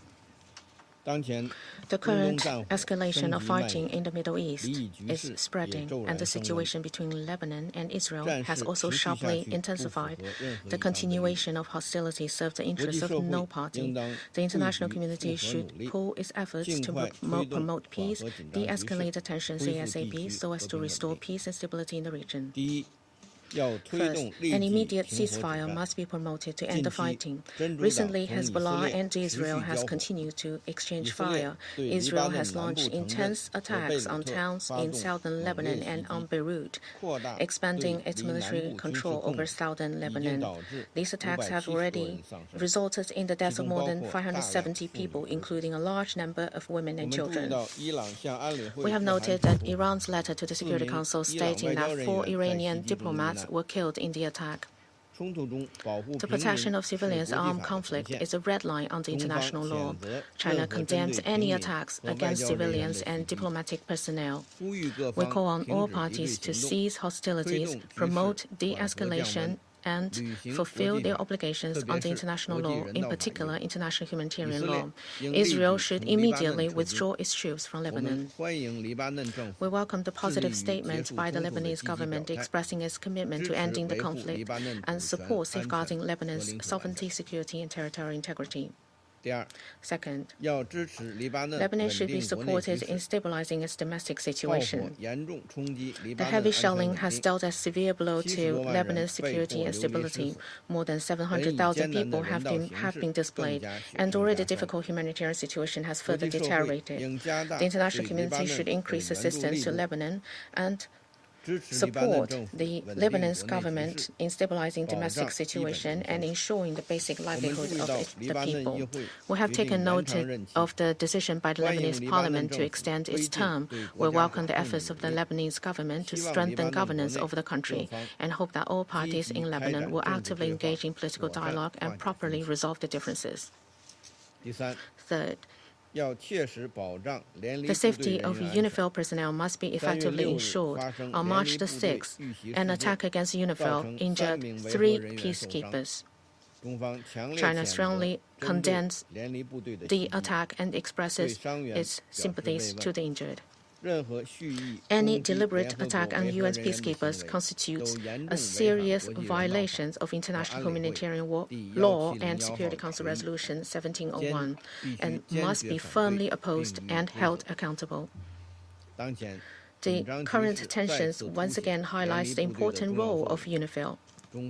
China urges all parties to ensure the safety and freedom of movement of UNIFIL personnel so that the mission can effectively carry out its mandate.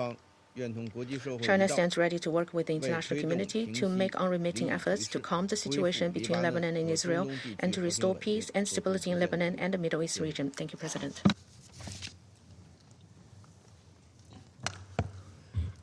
I thank the representative of China for his statement. I now give the floor to the representative of Bahrain.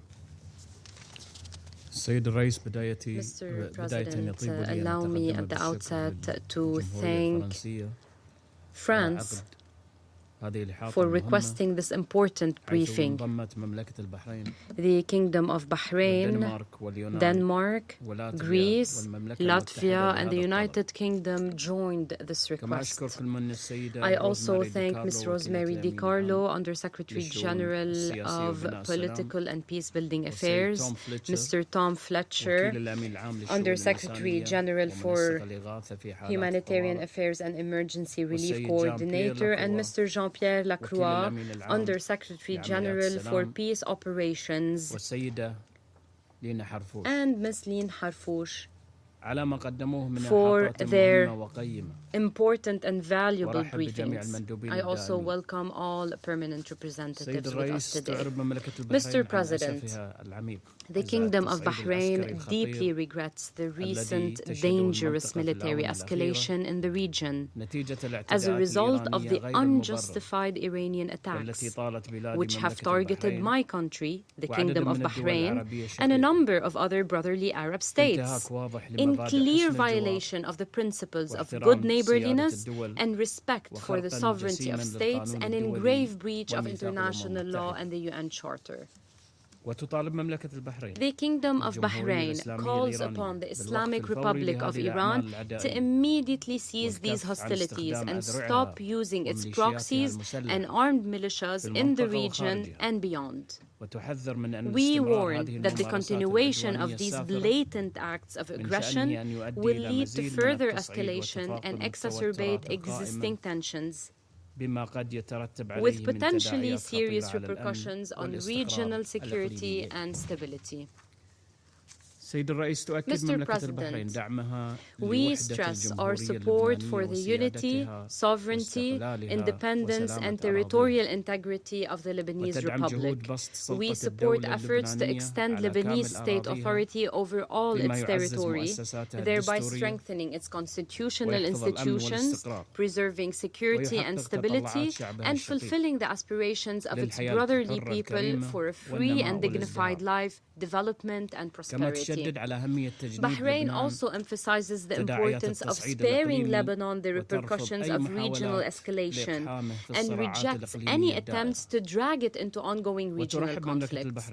We welcome the decision of the Lebanese Council of Ministers on March 2, 2026, regarding the immediate ban on all security and military activities of Hezbollah and restricting its activities to political and legal work, in addition to the start of the second phase of the plan to impose the monopoly of the Lebanese state and its legitimate institutions on weapons, particularly the Lebanese army and official security forces.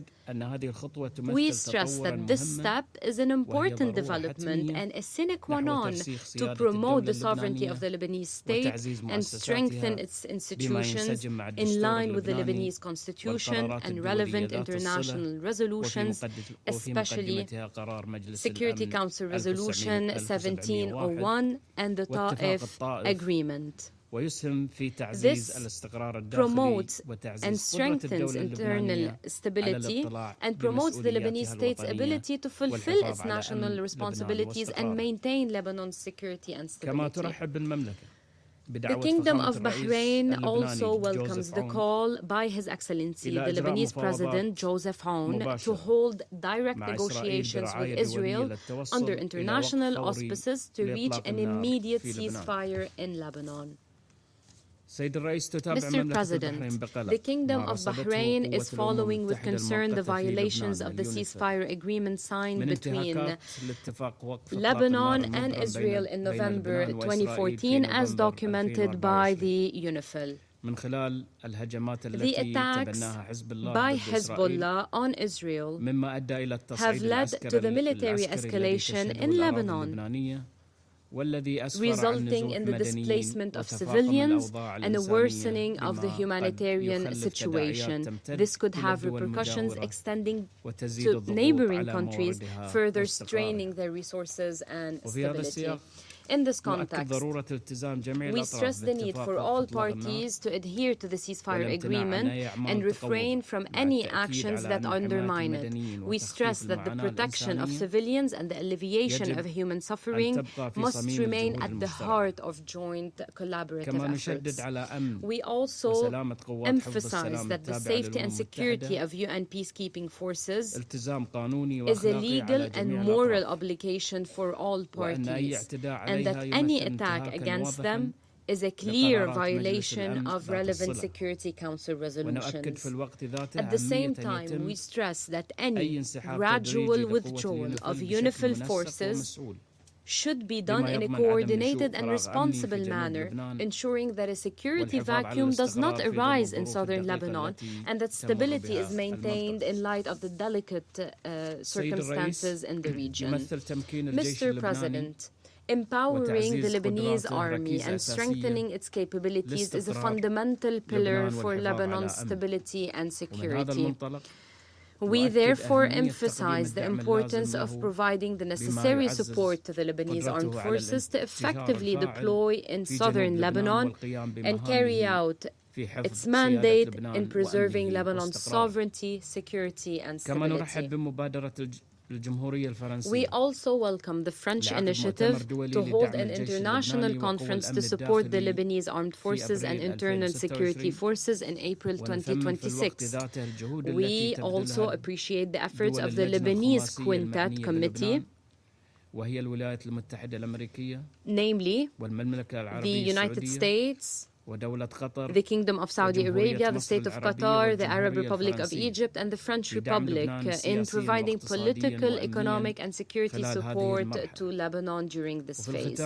In conclusion, the Kingdom of Bahrain reiterates that the stability and sovereignty of Lebanon represent a shared regional and international interest. We call upon all parties to adhere to the relevant international resolutions, respect the ceasefire agreement, and spare Lebanon and the region further escalation. Thank you, Mr. President. I thank the representative of Bahrain for the statement. I give the floor to the representative of Panama. Gracias, señor presidente. Thank you, Mr. President. Panama agradece la convocatoria de Panama is grateful for the convening of this briefing así como la información and also for the information shared by the briefers sobre la evolución de la about situación the en el developing situation in Lebanon. Saludamos a los representantes de los países We extend our que nos greetings to the distinguen con su representatives of the countries that honor us with their Si bien participation. en noviembre del 2024 Although in November se 2024, alcanzó un cese de a hostilidades, cessation of los hostilities was incidentes y reached, violaciones a lo incidents largo de la and línea violations along the blue continuaron line registrándose desde have entonces, continued to be recorded lo que since pone then, de manifiesto la persistente falta which de shows voluntad the política persistent que lack permita of crear las political condiciones will that would be pertinentes needed to hacia la create paz. the conditions conducive to peace. Dirigencias que se sostienen Leaderships that sobre la sustain lógica themselves de la through a confrontación logic of permanente permanent confrontation terminan arrastrando a sus end up poblaciones dragging their a ciclos de populations destrucción into que cycles of dejan tras de destruction sí which ciudades leave in their devastadas, wake familias devastated desplazadas cities, y displaced generaciones families, marcadas por la and guerra. generations scarred by Panamá war. condena los ataques Panama lanzados desde territorio condemns the libanés attacks contra launched Israel from por Lebanese parte territory de against Hezbollah, Israel by que han Hezbollah, obligado a comunidades which have a forced evacuar communities y to buscar refugio. evacuate and seek shelter. Estas acciones irresponsables These irresponsible son actions profundamente are perjudiciales profoundly tanto para la detrimental población civil to libanesa the Lebanese como civilian para las population comunidades de and also refugiados to the presentes refugee en el communities país, present in the pues han country, contribuido a because they desencadenar have helped una unleash peligrosa a dangerous dinámica de dynamic escalada of escalation que ha derivado which en una respuesta militar has de led gran to intensidad an intense y en un military deterioro response aún mayor de la and situación to an even humanitaria. greater deterioration of the humanitarian Según cifras situation. recientes de las autoridades According to libanesas recent y de figures from the organismos Lebanese humanitarios, authorities and humanitarian más de organizations, 700,000 personas more han sido than desplazadas 700,000 dentro del people Líbano en have los been últimos displaced días, within Lebanon in mientras que recent cerca days, de while 600 almost personas 600 han people muerto. have died. Entre ellas, Among decenas de them, niños, dozens mujeres of children, women, and humanitarian and rescue workers. Many of these families have sought refuge in schools and improvised shelters, which demonstrates the scale of the humanitarian crisis that is underway. Panama calls for the maximum restraint and the immediate cessation of hostilities. We urge the parties to fully comply with their obligations under international law, in particular international humanitarian law, and to adopt all necessary measures to protect the civilian population and infrastructure. Panama reiterates its support for the state and government of Lebanon, whose efforts to preserve internal stability and to strengthen the authority of the state throughout its territory are essential, including the role of the Lebanese armed forces in ensuring that the monopoly and control of arms lies exclusively with the state. We take note of the recent statements by the President of Lebanon, Joseph Aoun, reiterating his country's readiness to resume negotiations with Israel with the aim of stopping the current escalation, and also the measures announced by the Lebanese authorities to restrict the military activities of Hezbollah. We reaffirm our full recognition of the sovereignty, territorial integrity, and political independence of Lebanon in accordance with its internationally recognized borders. A safe and stable Lebanon, a secure and stable Lebanon with institutions that can fully exercise their authority through the actions that the current governmental administration of Lebanon have been carrying out is essential for the stability of the entire region. Mr. President, the support of the United Nations to preserve relative stability along the Blue Line in recent decades has been and continues to be essential in order to avoid greater escalations of violence. That notwithstanding, in recent months, the presence of the United Nations interim force in Lebanon has suffered repeated attacks, increasing the risks for personnel and its facilities. We robustly reject these attacks. Last week, 3 blue helmets from the Ghana contingent were wounded while they were within a mission position in the south of Lebanon. Attacks or actions that compromise the security and integrity of the personnel, facilities, and property of the United Nations are unacceptable.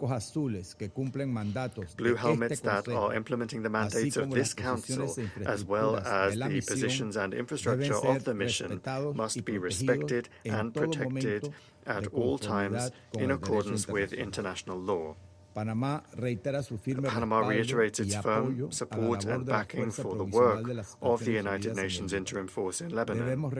We must also recall that that force is in the final phase of its mandate before the planned withdrawal process. And it is precisely for that reason that it is even more important to preserve the conditions of stability on the ground, to ensure the freedom of movement of the mission, and to allow it to fully carry out the tasks entrusted to it by this Council. We reiterate the urgent appeal for the greatest restraint and the immediate cessation of hostilities. President, the current situation once again demonstrates the importance of the full implementation of and compliance with Resolution 1701 of the Security Council.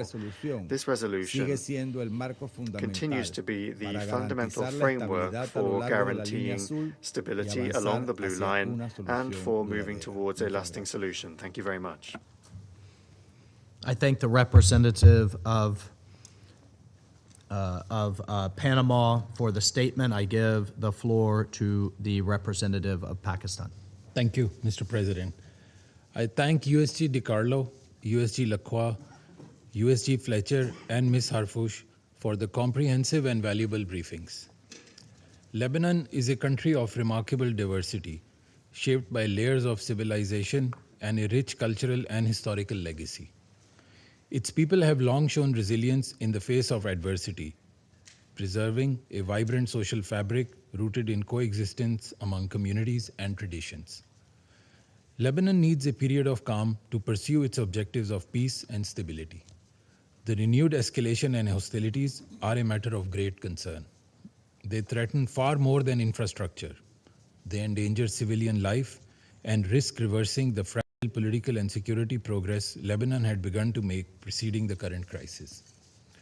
In this context, allow me to make 4 points. First, Pakistan reiterates its full support for the sovereignty, unity, and territorial integrity of Lebanon. We condemn in the strongest terms Israel's continued military aggression in southern Lebanon, which has resulted in the death of more than 400 civilians, including at least 83 children and 42 women, and over 600,000 people displaced. Sweeping illegal evacuation orders across large parts of southern Lebanon have deepened civilian suffering. The large-scale destruction of civilian infrastructure and the blatant disregard for international humanitarian law must cease immediately. Second, the use of force must remain the exclusive prerogative of the Lebanese state through its legitimate institutions. In this regard, the Lebanese armed forces play a central role, and Pakistan supports efforts to strengthen their capacity and operational effectiveness. Pakistan welcomes the efforts of the government of Lebanon to restore stability and strengthen state authority, including the cabinet decision of 2nd March to reinforce national security structures. We also note Lebanon's de-escalation initiatives, including the 4-point plan advanced by its leadership to restore calm and stability. Third, Pakistan strongly condemns attacks on UN peacekeepers serving with UNIFIL, who have been injured in Israeli strikes. Peacekeepers operating under the UN flag carry out a vital mandate authorized by the Council. Their safety and security must be guaranteed at all times. Fourth, Israeli military activities in southern Lebanon, including the continued presence of forces and the establishment of positions inside Lebanese territory, are illegal and unacceptable. These Israeli actions, which are in contravention of international law, are also undermining the efforts of the government of Lebanon to ensure peace and stability in the country. We call for Israel's immediate, full, and unconditional withdrawal from all occupied Lebanese territories. Sustainable calm requires the full implementation of Security Council Resolution 1701 and unwavering respect for Lebanon's sovereignty and territorial integrity along the Blue Line. Mr. President, we echo the Secretary General's deep concern regarding the regional military escalation since 28th February, which has gravely undermined the November 2024 cessation of hostilities agreement. The situation in Lebanon cannot be viewed in isolation from this broader escalation across the Middle East. Heightened confrontation and unjustified attacks on several brotherly countries, which Pakistan has condemned, have gravely aggravated regional security and stability. At this critical juncture, dialogue and diplomacy must prevail over confrontation. De-escalation, restraint, and renewed diplomatic engagement are urgently required to prevent further deterioration of the regional security environment. Only through sustained political dialogue and respect for international law can the region move towards stability and peace. To conclude, Mr. President, Pakistan stands firmly with the government and people of Lebanon. The international community must take urgent action to prevent further escalation, alleviate human suffering, and support Lebanon's efforts to restore peace and stability across its territory. I thank you very much. I thank the representative of Pakistan for his statement. I now give the floor to the representative of Colombia. Señor Presidente, Mr. President, agradezco a Estados Unidos I thank the United States in their capacity as President of the Security Council for this month for organizing this meeting. I also thank Ms. Rosemary DiCarlo, Under Secretary General for Political and Peace-Building Affairs, Mr. Jean-Pierre Lacroix, Under Secretary General for Peace Operations, and Mr. Tom Fletcher, Undersecretary General for Humanitarian Affairs and Emergency Relief Coordinator. We also thank the briefer for her information. Mr. President, official reports and recent news show that the humanitarian situation in Lebanon is delicate. As at the 7th of March, more than 100,000 people were seeking shelter. Since the 2nd of March, almost 1 million people have been displaced within the country. Hundreds of thousands more have been affected by broad evacuation orders. A high number of civilian victims has been recorded, including women and children. There have also been attacks verified against health care facilities, and the safety, security, and life of peacekeeping personnel has been compromised. This demonstrates a crisis that is progressing quickly and which requires an urgent international response. In the past 2 years, we have witnessed how, in this region specifically, the use of force and disdain for international law can affect the lives of millions of people. Colombia expresses its grave concern over the serious escalation seen in recent days in the region, and on the subject of this meeting, by the deterioration of the situation in Lebanon. We urge all of the parties to respect and fully implement Resolution 1701, to exercise maximum restraint and to guarantee the protection of the civilian population and of United Nations personnel. My country is convinced that it is essential to insist on a return to peaceful means, dialogue, mediation, and the existing dispute settlement mechanisms. They must be used urgently to facilitate a sustained de-escalation and to create the conditions that would make it possible to protect communities on both sides of the blue line. At the same time, Colombia wishes to express its solidarity with the Lebanese people and with all of the victims affected by the events of recent weeks. Respect for the sovereignty, political independence, and territorial integrity of Lebanon is non-negotiable. We reaffirm that full compliance with the United Nations Charter and with the relevant resolutions of the Security Council is crucial. Moreover, we recognize the efforts of the government to maintain effective control over its territory and the steps that have been taken to avoid an escalation of hostilities and to avoid the country being dragged into a broader conflict. Recent decisions by the Lebanese government, including the 4-point plan announced by its president, are signs of the efforts being made to achieve a rapid de-escalation of the situation and to protect its population. As regards the humanitarian dimension, the situation requires immediate and practical measures. It is essential that safe corridors and access for assistance be facilitated, that security guarantees for humanitarian personnel be ensured, and that essential services be restored in areas affected by the hostilities. These actions are preconditions for the effective protection of civilians and for the stabilization of the situation on the ground. We recall that the parties are obliged to respect principles of international humanitarian law. Strict compliance with those obligations is essential in order to halt the deterioration and to preserve life and human dignity. Mr. President, Colombia condemns any attack on United Nations personnel and emphasizes that the protection of its personnel and the inviolability of its facilities is essential.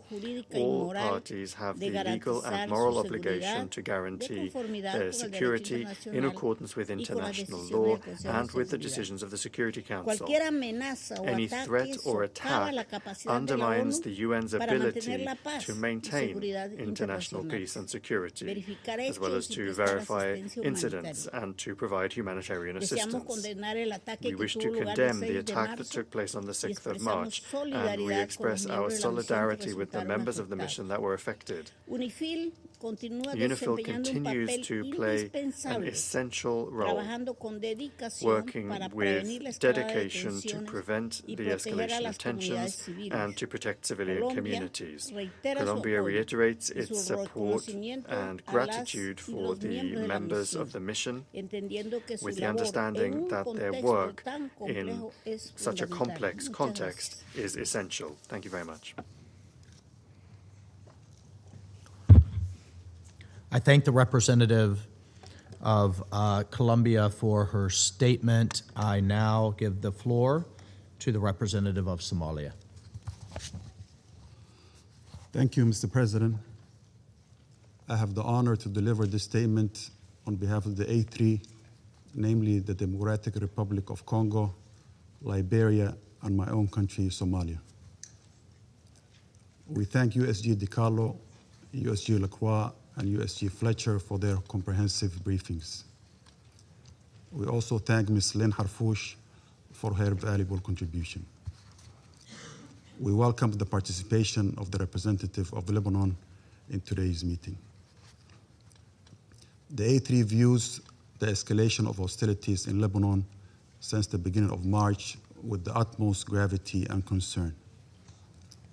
We are deeply alarmed by the mounting toll on human life and the destruction of civilian infrastructure, including densely populated residential areas.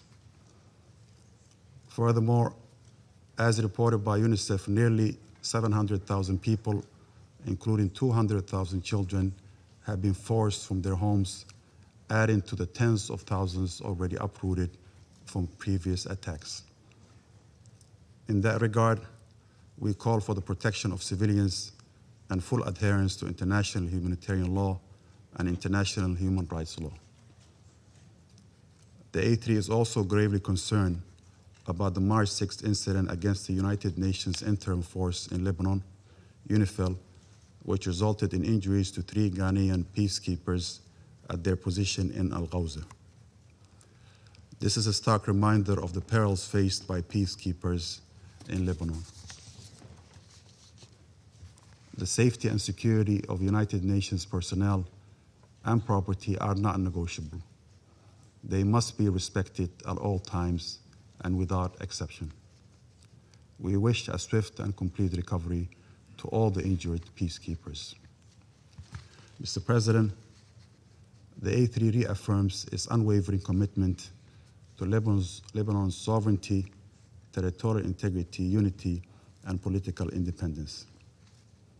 Lebanon must not become a theater for proxy confrontations or unilateral territorial expansions.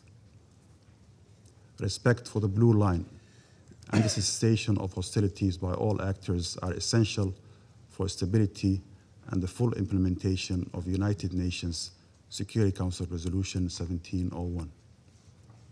We acknowledge the critical role UNIFIL continues to play in maintaining stability along the blue line. Its presence remains a critical element for the collective efforts to achieving peace in Lebanon and contribute to de-escalation. At the same time, the A3 underscores the importance of enhancing the capacity of the Lebanese armed forces to assume full responsibility for the defense of Lebanese territory. We urge the international community to intensify its support, including equipment, materials, and financial assistance to ensure their effective and sustainable deployment south of the Litani River. To conclude, Mr. President, the A3 calls for an immediate cessation of hostilities and an urgent return to the parameters of the 2024 ceasefire agreement.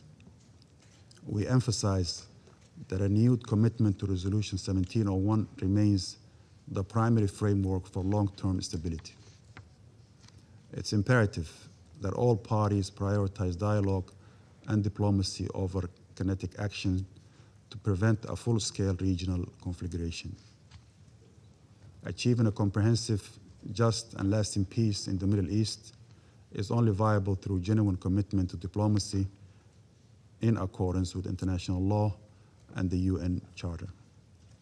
We stand in solidarity with the people of Lebanon, and we urge this Council to act with unity and resolve to restore peace and uphold international law. I thank you.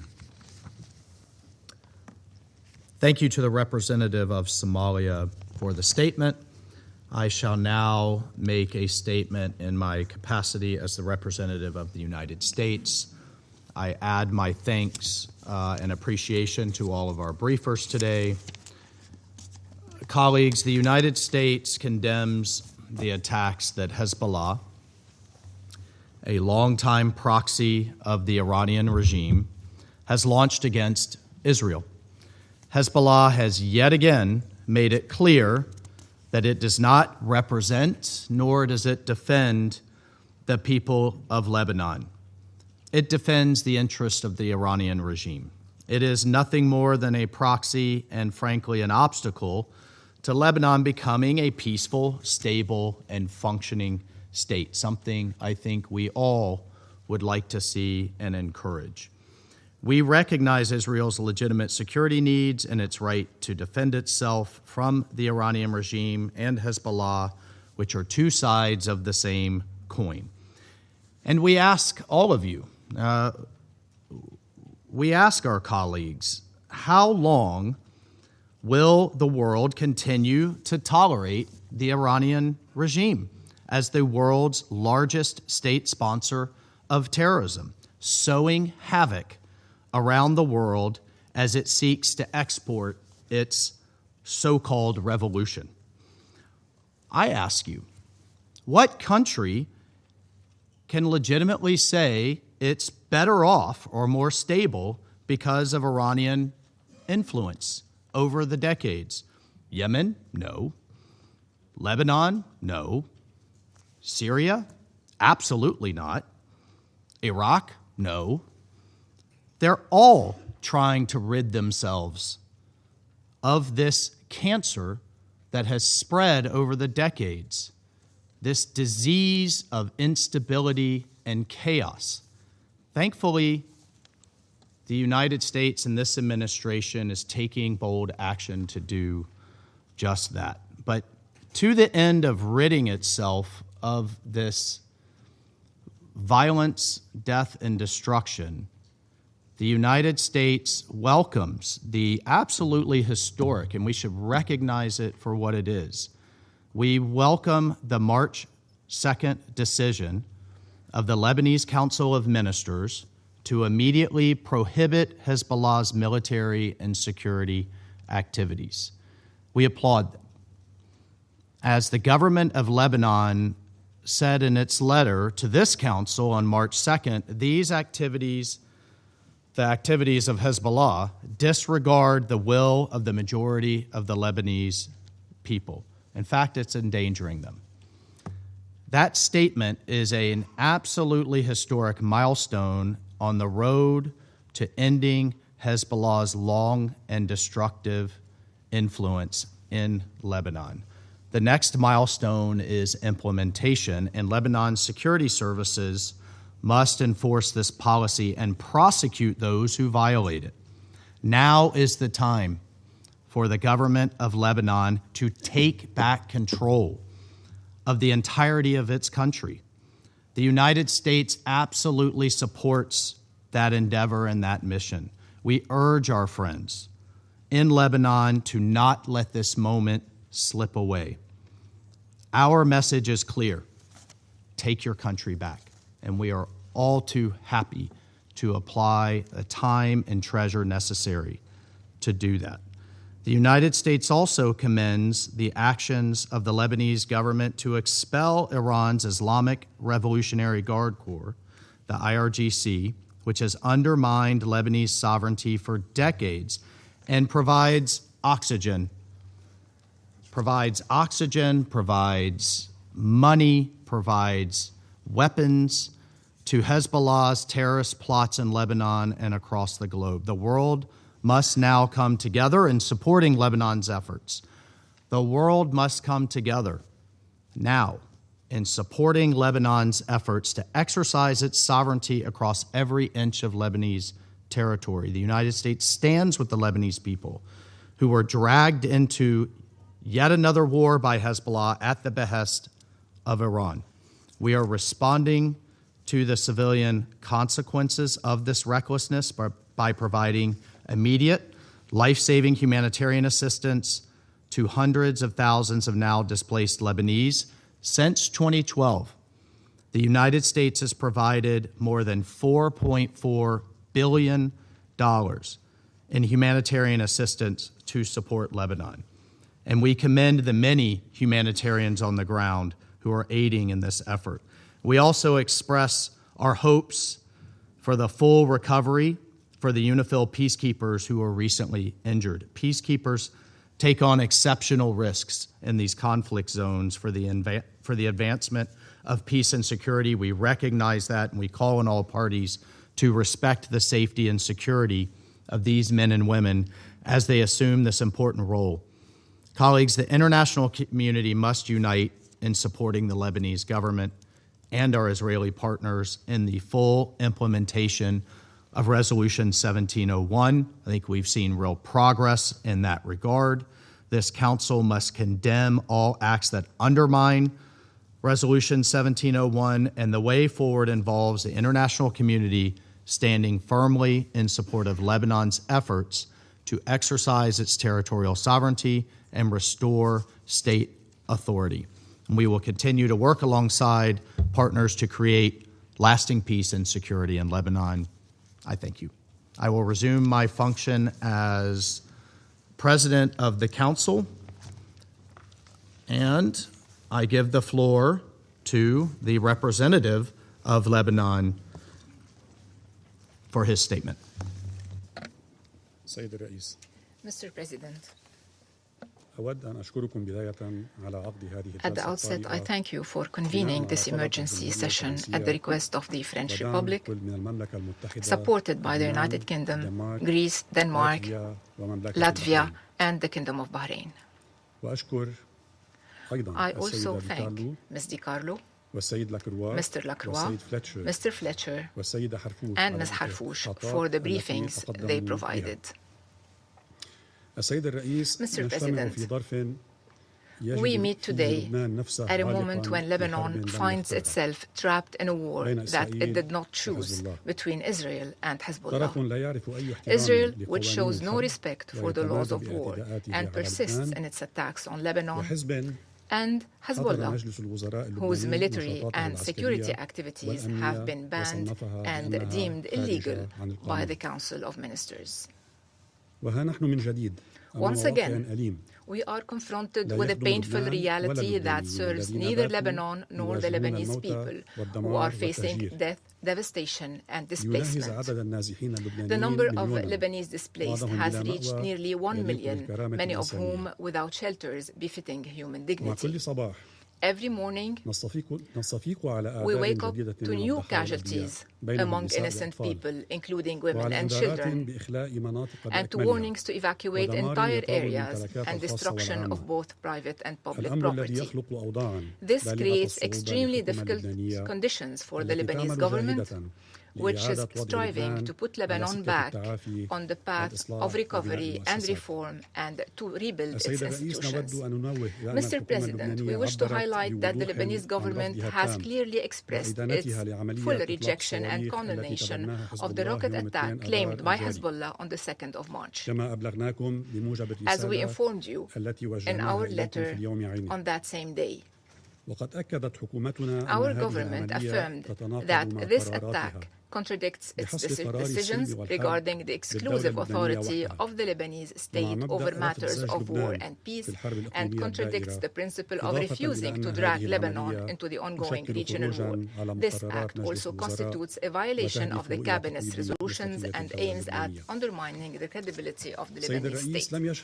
Mr. President, in our modern history, no Lebanese government has demonstrated this level of courage and determination to reclaim the state authority, to restrict weapons to legitimate state institutions, and to extend the state's control exclusively through its own forces over all Lebanese territory, in implementation of the Taif Agreement, which stipulated the dissolution of all Lebanese and non-Lebanese militias and the handover of their weapons to the Lebanese state, and to extend the state authority over all its territories, and in implementation of relevant international resolutions, including 1701, and in implementation of the government's ministerial declaration and related decisions, particularly the decision adopted on the 5th of August 2025. We recall that on the 2nd of March, the government issued a decision requiring the immediate prohibition of all Hezbollah military and security activities, deeming them illegal and compelling Hezbollah to hand over its weapons to the Lebanese state and to confine its work exclusively to political activity within constitutional and legal frameworks. On the 5th of March, the Lebanese government adopted an additional decision tasking the security institutions with verifying the presence of members of the Iranian Revolutionary Guard in Lebanon and deporting them immediately upon identification. Another decision was issued requiring prior authorization for issuing entry visas to Iranian nationals seeking to visit Lebanon. Mr. President, we will not accept a return to the past. The Lebanese people do not want war, and the Lebanese government is moving forward in implementing its decisions and will not backtrack. However, our priority today is to stop this war, to protect our country and ensure the security and safety of our people.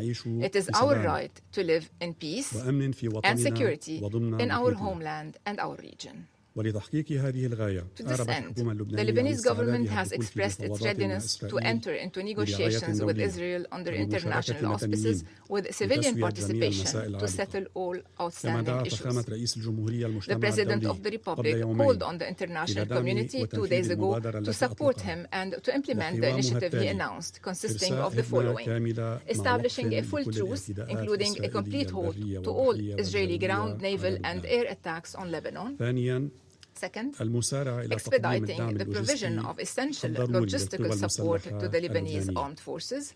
And third, enabling the Lebanese armed forces to take control of areas of tension, confiscate all weapons found there, and seize Hezbollah's arms and depots and warehouses in accordance with the available information.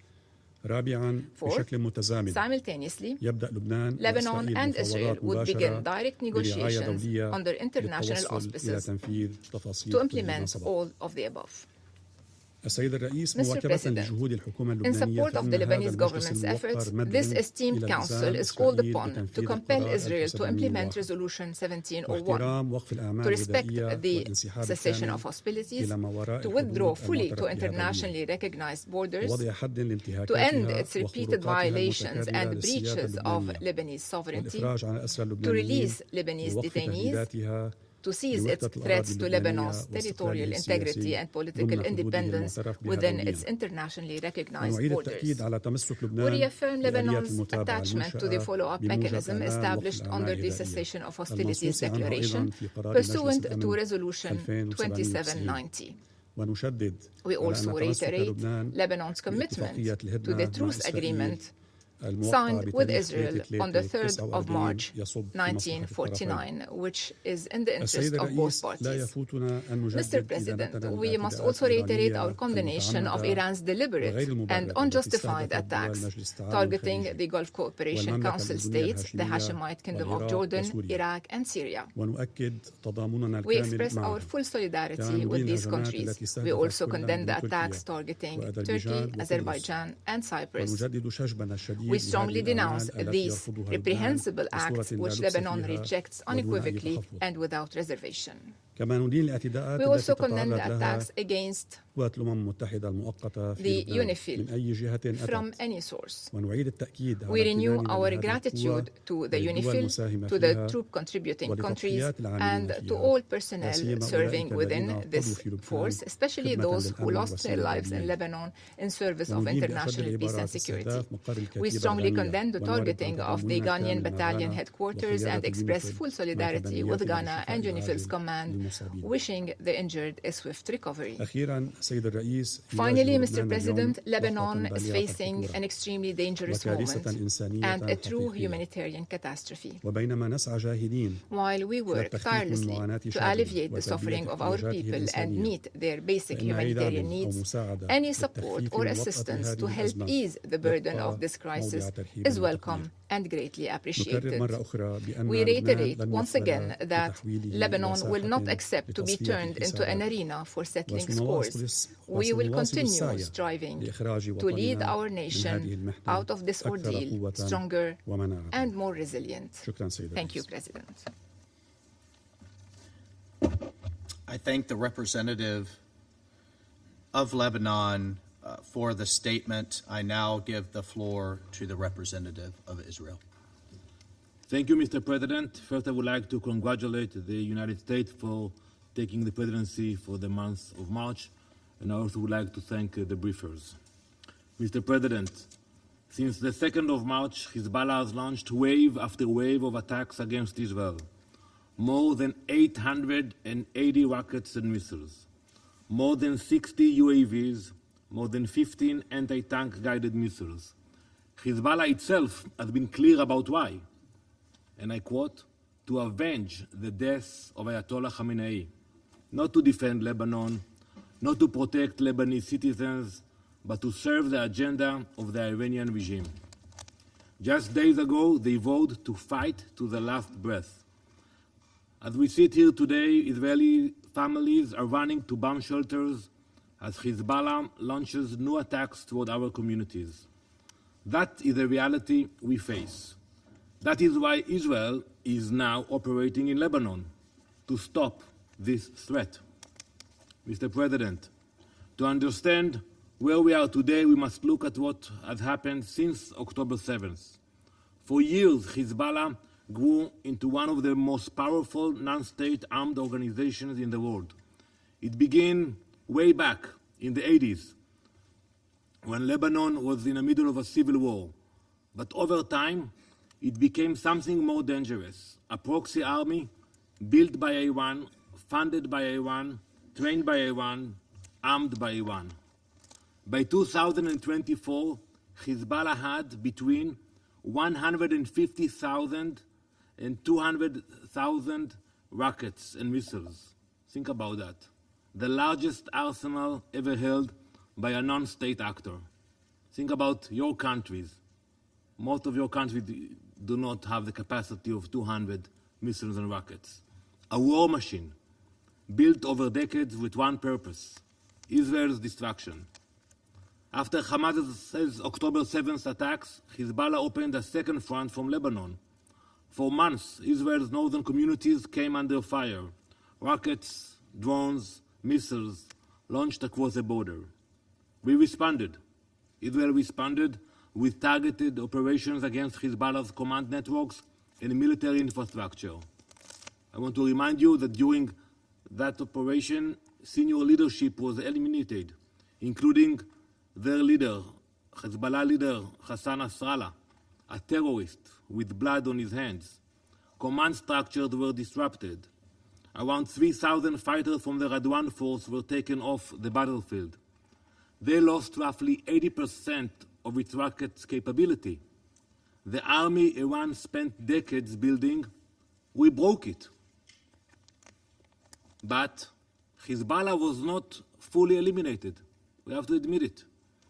Instead of stepping back after the ceasefire, it rearmed, restocked, it rebuilt, and it did so with the help of the Iranian regime. During the first year after the ceasefire, Iran funneled more than $1 billion to Hezbollah. It continues to receive over $50 million every month to rebuild its military machine. Tehran funds it, Tehran arms it, Tehran directs it. Hezbollah pulls the trigger, but the Ayatollahs in Tehran pull the strings. All of this in direct violation of Security Council Resolution 1701. Mr. President, that resolution required the area between the Blue Line and the Litani River to be free of Hezbollah weapons and terrorists. You all voted on this resolution.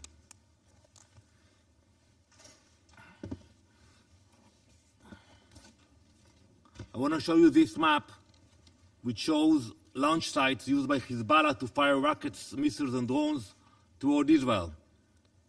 You know, look where they are. All those dots are south of the Litani River. Hezbollah should not be there. And from these locations, on the first day of these attacks, Hezbollah launched missiles toward Israel. You know, one of the villages here, the village of Bargoz, small village, we have the intel about it. When they send a missile from those areas, southern of the Litani, it takes 30 seconds for the missile to land in Israel, in the northern part of Israel. 30 seconds. Imagine for a minute that you are driving with your family in your car, and you hear the sirens, and you have 30 seconds. You have to stop the car, you have to look for a shelter, and you have to decide which child you take first to the shelter if you cannot carry all of them. 30 seconds, that's what it takes. Mr. President, since the ceasefire came into effect, Israel has submitted 929 enforcement requests asking the Lebanese armed forces to dismantle Hezbollah infrastructure, launch sites, weapons depots, underground bunkers. However, the efforts of the Lebanese armed forces were not sufficient. Sites that were identified were not dismantled. Sometimes they came there, they took the pictures, and that was it. And today Hezbollah continues to fire rockets at Israel from those same areas. Last August, the Lebanese government instructed its military to prepare a plan to disarm armed militias in the country. We welcomed that decision. It was a momentous step. We also commend the recent statements of Prime Minister Salam declaring Hezbollah's current military activity against Israel illegal. Those are the right words, but the reality on the ground tells a different story. So I ask the Lebanese government, if Hezbollah is being dismantled, where is the evidence? Where are the operations against the launch sites? Where are the seizures of their weapons? Where is your military? Ambassador Arafa, Lebanon now stands at a pivotal moment in its history. The time has come to decide. Will Lebanon stick to declarations or actually act? Because the question before you is very simple. Who controls Lebanon? The Lebanese government or Hezbollah, acting on behalf of the Ayatollahs in Tehran? Lebanon has a national army of more than 72,000 soldiers. Mobilize them, train them, empower them with the authority and resources to assert the sovereignty of the Lebanese state. We support peaceful negotiations. You know that. We spoke before the last operation. But today, as we speak, there are only two options on the table. Either the Lebanese government takes real action to restrain Hezbollah, or Israel will use its strength to dismantle this terrorist organization. There are no other options. You know, we can meet and talk in Akora, wherever you want, but not while Hezbollah is sending missiles into Israel. So Israel is acting. In recent days, the IDF has struck Hezbollah command centers and military infrastructure across southern Lebanon. The IDF has also carried out strikes against assets of Al-Qard al-Qassam network, Hezbollah's financial system used to fund its terrorist activity and rebuild its military capabilities. We have issued evacuation notices to protect Lebanese civilians because we face an enemy that deliberately places them in harm's way. Hezbollah hides behind civilians in Lebanon and firing at civilians in Israel. Mr. President, believe me, Israel does not want to be operating inside Lebanon. But Israel will not accept rockets fired at our people. As we speak, the Iranian regime is losing.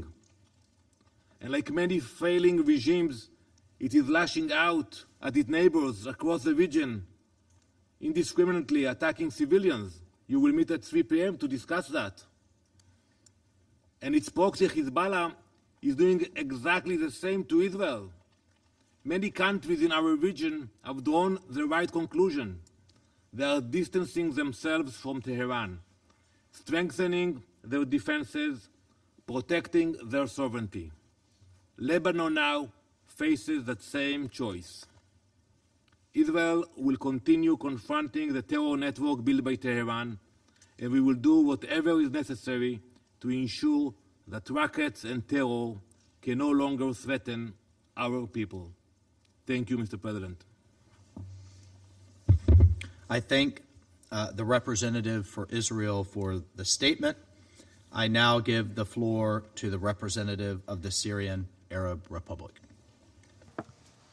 Thank you, Mr. President. أشكركم على عقد I هذا thank you الاجتماع for الهام holding this والشكر important موصول meeting. للبعثة We also الدائمة من thank فرنسا the permanent mission of بدعوتها France لعقد هذا for الاجتماع its الطارئ request to مع hold عدد this من الدول emergency الأخرى meeting وكذلك alongside أشكر other مقدمي countries. الإحاطة. I would also like to thank تعرب briefers. الجمهورية العربية The السورية عن Syrian Arab قلقها إزاء Republic is التصعيد الخطير concerned by الحاصل the في المنطقة dangerous escalation والذي in the كان له region ارتدادات كبيرة على with its كافة الصعد grave السياسية political, والأمنية security and والاقتصادية. economic ومن repercussions, جملة هذه الارتدادات including ما يتعرض له on لبنان the الشقيق brotherly country of وشعبه Lebanon, وبنيته its people التحتية. and its تؤكد infrastructure. سوريا على Syria دعمها لسلامة reaffirms its لبنان support وأمنه to the safety and وتستنكر security التصعيد of والقصف Lebanon. الذي We يتعرض له denounce the escalation and the والذي من bombing of شأنه أن Lebanon يعرقل دور as الدولة it will اللبنانية hinder في the تنفيذ role of the مهامها Lebanese state ومسؤولياتها to ومن implement its بينها functions and جهود نزع responsibilities, سلاح including حزب its الله. efforts to disarm كما Hezbollah. نحذر من تداعيات We النزاع also الحاصل warn حاليا of the الذي قد repercussions يؤدي of the استمراره إلى current توسيع رقعة conflict, الصراع which, بشكل if it يتعارض مع continues, مصالح could لبنان expand والمنطقة in a عموما way that ولا contradicts the سيما مع interests of تزامن ذلك Lebanon مع and the انتهاكات region, إسرائيل especially المتكررة as this للسيادة conflict السورية من coincides خلال with انتهاكات repeated الجوية Israeli والتوغل في violations الأراضي of Syria's السورية sovereignty through واحتلال aerial أراض جديدة violations منذ and الثامن ground من كانون incursion الأول into ديسمبر Syria's territory and the 2024 occupation of new في خرق territory since the 8th لاتفاق of عام December 2024. 1974 الذي ثبته مجلس الأمن في قراراته مرارا وتكرارا. ونرحب هنا سيد الرئيس ونشكر جهود الولايات المتحدة بقيادة الرئيس ترامب على دورها في الوساطة لحل هذا الأمر. السيد الرئيس، ترفض سوريا سياسات تهجير المدنيين تحت وطأة القصف والتدمير لما له من تداعيات إنسانية كبيرة على لبنان وسوريا معا وسيكون من الصعب احتوائها. وفي سياق متصل ترحب سوريا بقرار الحكومة اللبنانية المتعلق برفض أي أعمال عسكرية أو أمنية تنطلق من الأراضي اللبنانية خارج مؤسسات الدولة الشرعية، وهو ذاته القرار الذي يحظر نشاطات حزب الله الأمنية والعسكرية ويلزمه security and military activities and compels Hezbollah to hand over its weapons to the Lebanese state in order to consecrate the state's monopoly on weapons and strengthen its sovereignty over its territory. منذ سقوط النظام البائد وحتى الآن خطت سوريا ولبنان نهجا جديدا في العلاقات الثنائية، نهجا يقوم على الاحترام المتبادل والمصالح المشتركة. وقد تجلت هذه العلاقة بإجراء العديد من الزيارات الرسمية المتبادلة لبحث المسائل السياسية والفنية. كما أجرى فخامة الرئيس السوري أحمد الشرع يوم أمس اتصالا هاتفيا مع فخامة الرئيس اللبناني جوزيف عون جرى خلاله بحث التطورات الإقليمية الراهنة وتداعياتها على أمن واستقرار المنطقة. وشدد الجانبان على أهمية الحفاظ على أمن وسلامة البلدين. كما أعرب الرئيس الشرع عن دعمه لمساعي الرئيس عون في نزع سلاح حزب الله وتجنيب المنطقة تداعيات الصراع الحالي. to disarm Hezbollah and to spare the region the repercussions of the current conflict. Both sides reaffirmed the importance of coordination and cooperation between Syria and Lebanon to maintain the security and safety of both countries and their people, and to prevent any attempts to sow discord and destabilize the region. President al-Shara expressed his support to serious steps taken by the governments of Iraq and Lebanon to protect their countries and prevent any descent towards the conflict. We are convinced that Syria is affected by the direct and dangerous repercussions of this escalation. We believe that Syria's stability is a cornerstone for the stability of the Levant and the region. Therefore, we strengthened our defense forces along the borders with Lebanon and Iraq as a precautionary measure to prevent any spillover of this conflict to Syria's territory, and to confront and combat cross-border organizations to prevent them from using Syria's territory to implement their foreign agendas in a way that runs counter with the interest of the Syrian people and the people of neighboring countries. Mr. President, Syria condemns in the strongest terms all forms of the ongoing Iranian attacks against the security and stability of the Arab Gulf countries and Jordan and Iraq. We stand in full solidarity with these countries that are subjected to these wanton attacks by Iran. We call for respecting their sovereignty and territorial integrity. My country also denounces all Iranian statements and procedures on the closure of the Strait of Hormuz, as this jeopardizes the freedom of navigation and international trade, in addition to the energy supplies that impact most countries of the world. Syria calls for de-escalation and for supporting the diplomatic track, as this current escalation is an existential threat for the entire region. It jeopardizes the global economic stability. Syria reaffirms its full and continued support to all efforts to strengthening stability in the region, to give precedence to dialogue and peaceful settlement to resolve the issues of the region and guarantee security and stability for all countries in the region. We also call on the Security Council to compel Israel to end its attacks against Lebanon and the Lebanese people. We reaffirm the unity and territorial integrity of Lebanon. We reaffirm the important role of the Lebanese armed forces as the guarantor of the security and stability of Lebanon. We also reaffirm the importance of preserving the safety of UNIFIL personnel in Lebanon and UNDOF in Syria. We denounce the attack against UNIFIL last Friday, which injured 3 peacekeepers. In conclusion, Mr. President, in solidarity with our brethren in the Arab Gulf countries and Jordan, Syria has co-sponsored the draft resolution before the Security Council tabled by the Kingdom of Bahrain on their behalf, which condemns the unjustified Iranian attacks and that calls for their end immediately. We call on all member states in your council to vote in favor of this resolution. I thank you. I thank the representative of Syria for the statement. I now give the floor to the representative of Cyprus. Thank you, Mr. President. Allow me first to congratulate you for the assumption of the presidency of this council and to thank the briefers for their updates. Madam President, Cyprus is a UN and EU member state most closely connected to the region, and Lebanon is not a distant issue for us. President Christodoulidis, also as Cyprus holds the rotating presidency of the Council of the European Union, has been in constant touch with President Aoun as regards the escalating situation. We call on all parties to exercise utmost restraint. Civilians must always be protected, and international humanitarian law must always be respected as well. We condemn the attacks carried out by Hezbollah against Israel following the former's decision to align with the Iranian attacks. At the same time, while Israel has the right to self-defense in line with international law, we are concerned about the intensification of military operations which have caused mass displacement. Cyprus is steadfast in its support for Lebanon's independence, sovereignty and territorial integrity. We therefore welcome the recent decision of the Lebanese government to prohibit military and security activities and to disarm Hezbollah. We also welcome the public statements of the Lebanese Foreign Minister Raghi, who conveyed his strong condemnation of the reported drone attacks that may have originated from Lebanese territory towards the island of Cyprus. Strengthening state authority across the entire territory of Lebanon is essential. The monopoly on legitimate force must rest solely with the Lebanese armed forces.